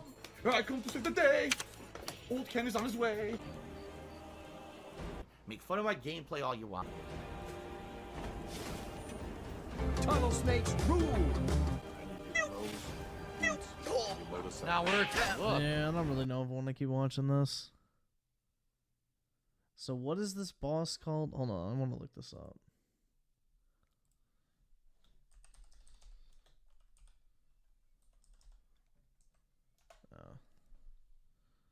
Let's see.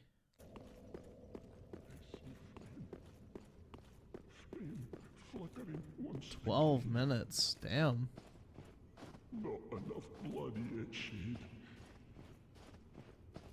My flail. Bring me my flail. Ah, Frida. What stops thine ears? Oh, flame.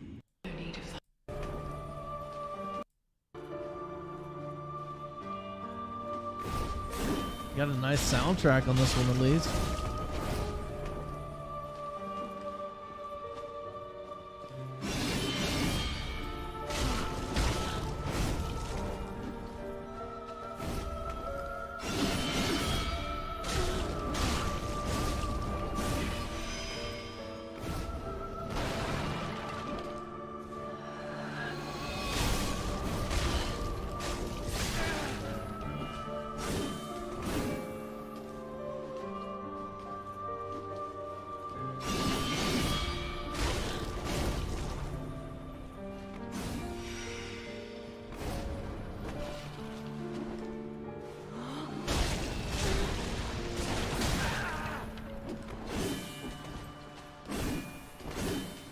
She's got some nice toes. Oh shit. Succulent.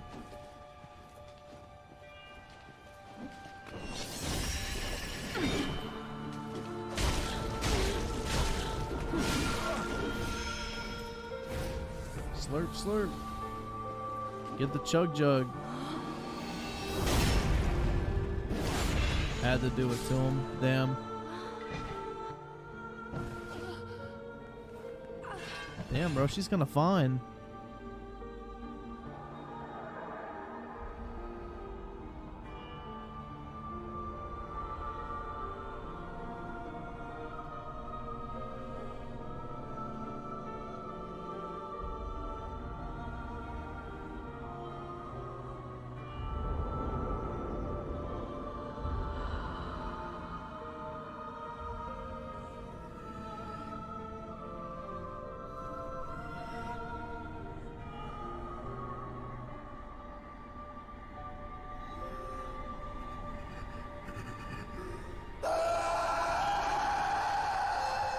Uh-oh, dude. No more feet pics. He's upset.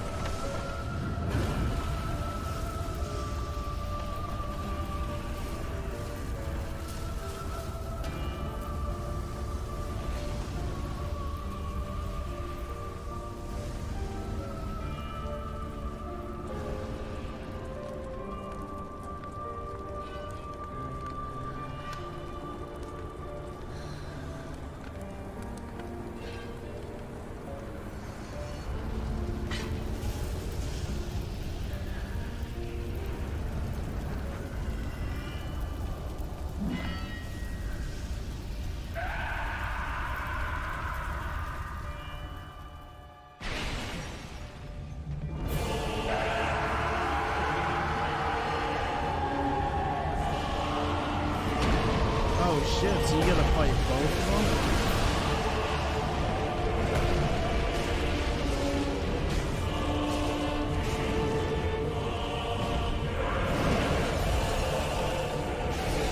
Oh shit, dude. Damn.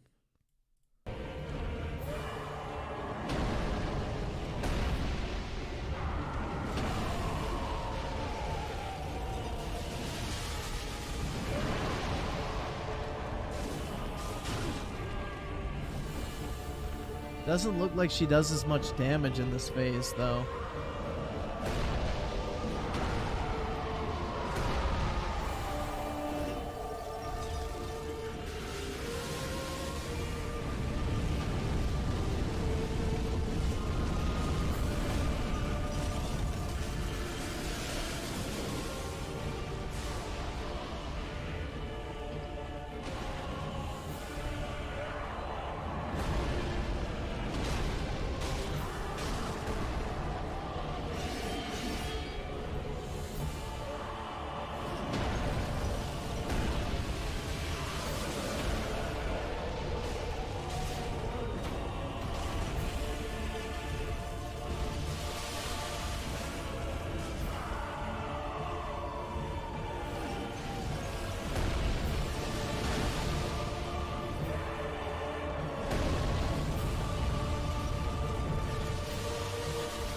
Bro, stand in the fire for a little bit to defrost.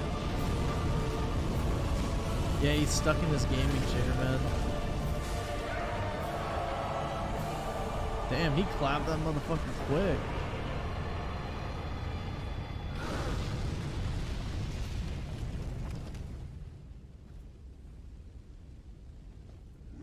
Damn, this is making me want to play this game again. I gotta relearn it. It's been like 6 years since I played a Souls game. Oh, fuck. Yo! That's the thing, man. I wish, like, in Souls games, you could get, like, crazy abilities like that shit. That would be fucking awesome.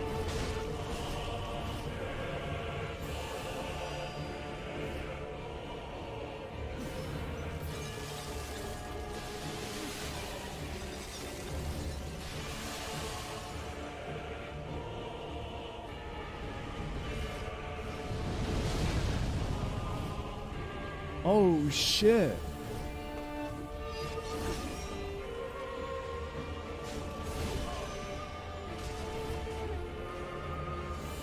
This phase looks like the hardest.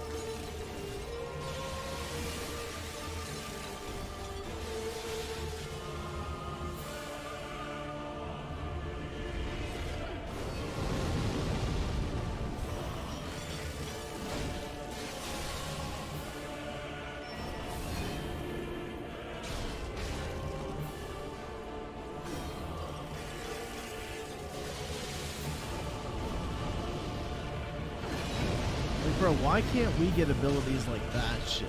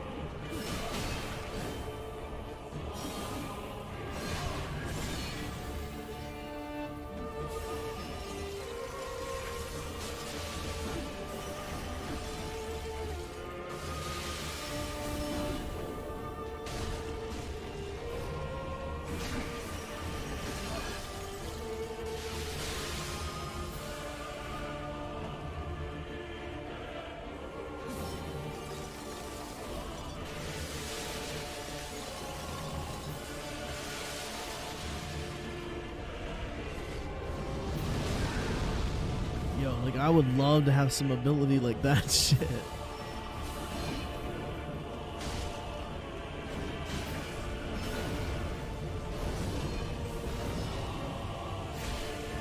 Or just any of that black flame shit. That stuff is so cool.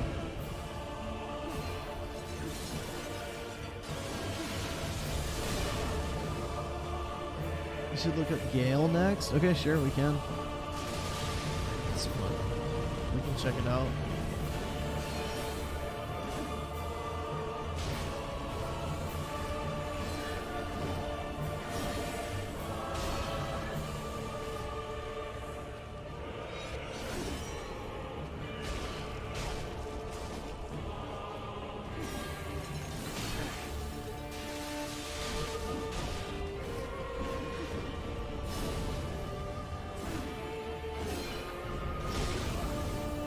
So Elden Ring has abilities like that? Oh shit.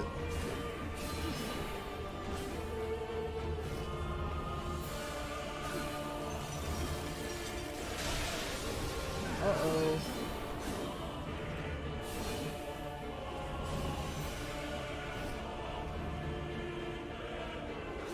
Damn, he's about to take the fat dub. Don't choke.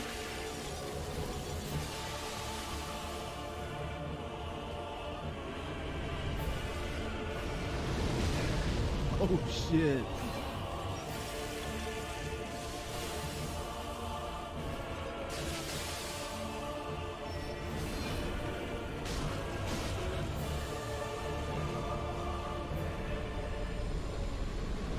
Damn, not even a toe pick for the road.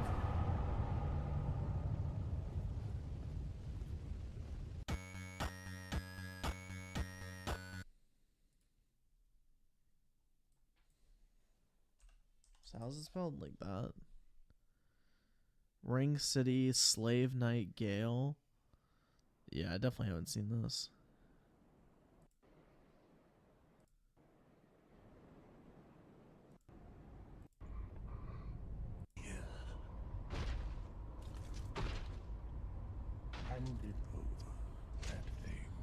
Yo, he kind of looks like Keemstar. For my lady's painting. Oh, we got another simp, bruh.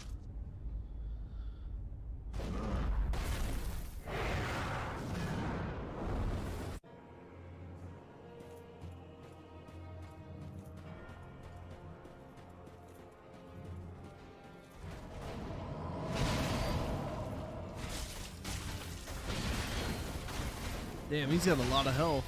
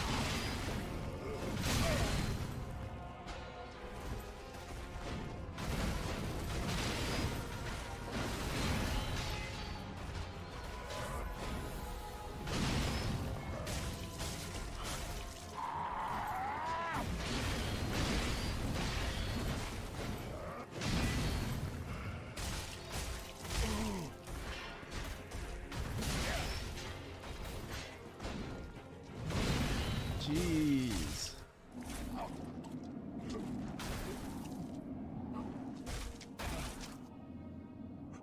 Oh, next phase.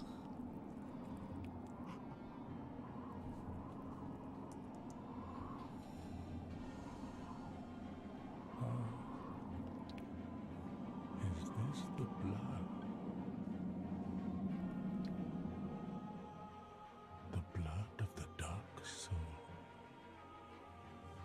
Oh my god.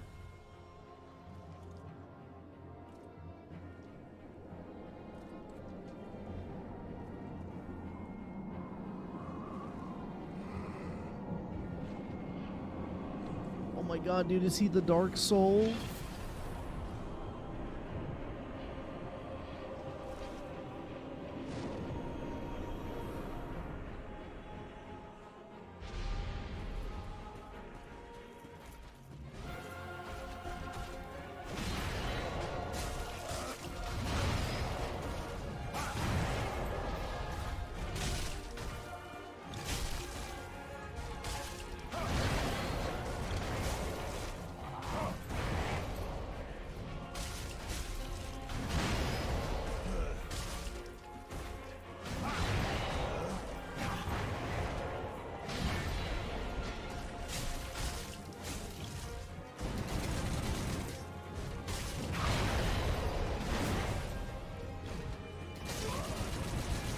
Holy shit. Alright. Maybe I don't want to play the DLC.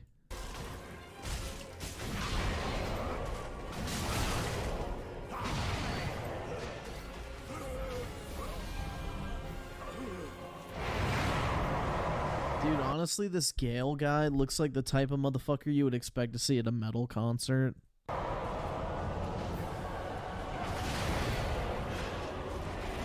Ass gray beard. Holy shit, dude. He's going hard in the fucking paint.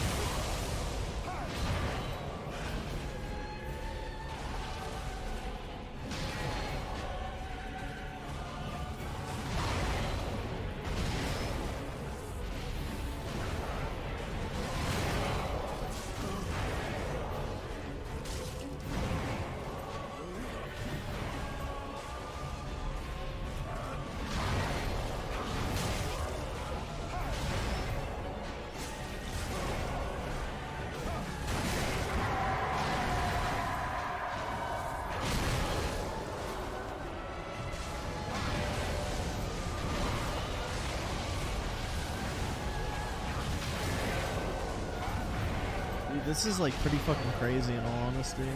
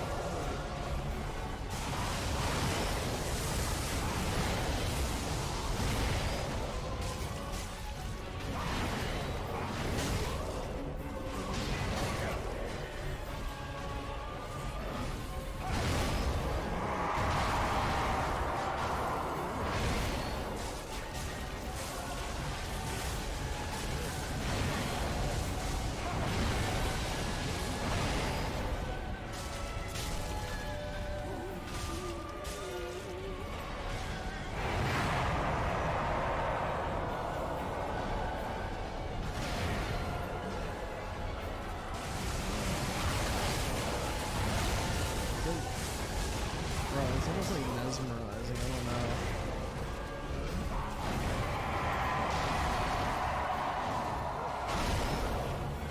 Okay, he's taking a couple sips out of his chug jug.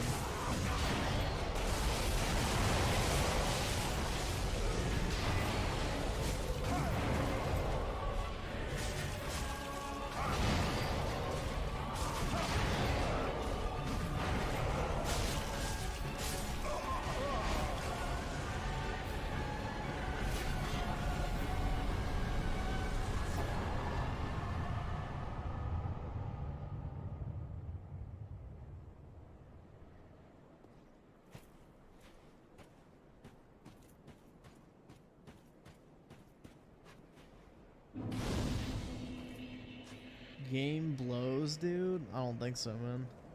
I've done the Twin Princes. They're not hard. This shit looks like fucking cancer, though. Honestly, at this point, I don't think I could beat it. I would have to spend a lot of time. Like, that's the thing, is it's been like 6 years since I've played one of these games. I would have to, like, really fucking sweat it out. Because I went into Dark Souls 3 after playing Dark Souls 2. So I was already like accustomed to it. So I kind of breezed through it. But now, I'd probably get my fucking ass handed to me. A bonfire? It's lit.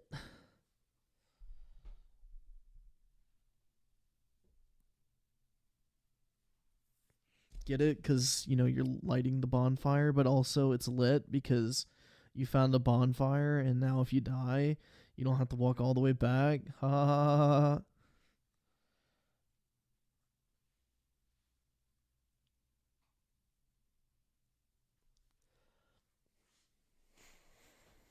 I never played a Souls once.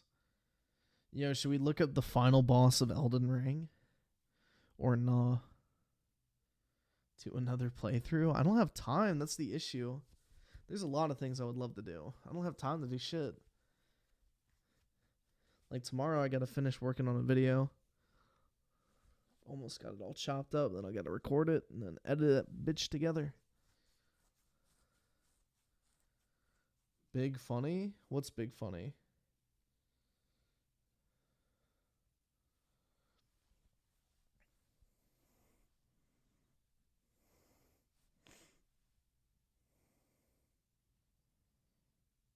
Final boss looks AIDS. The Elden Beast. Oh shit. Elden Ring. Elden Beast? Fuck is the Elden Beast?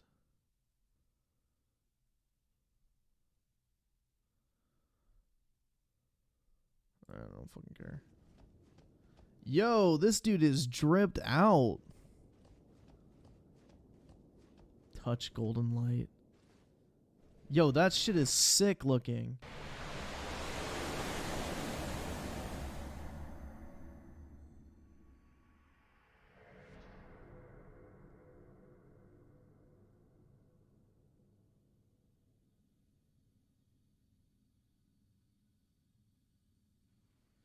I don't know why the fuck they're gonna get pissed off over spoilers in a game that you literally have to look up the story after the fact. Who cares?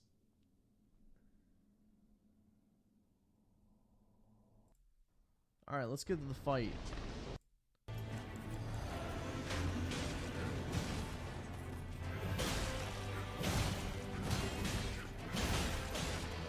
Doesn't look too crazy yet. Oh shit. There we go.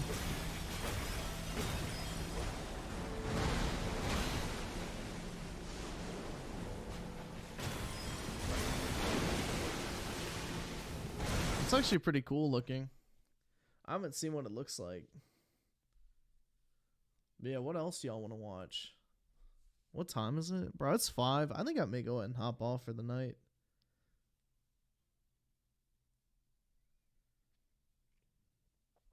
I'm probably going to go ahead and hop off for tonight. It's 5, bro. I didn't realize that shit. We have been live for 6 hours, so I think I'm going to go ahead and go to sleep. So, hope everybody has a good morning at this point, or good afternoon. And yeah, I guess I'm going to work on a video tomorrow, and then, yeah, guess be live later that night. So, hope y'all have a good one. Enjoy the rest of your weekend, and I will talk to y'all later. Peace out.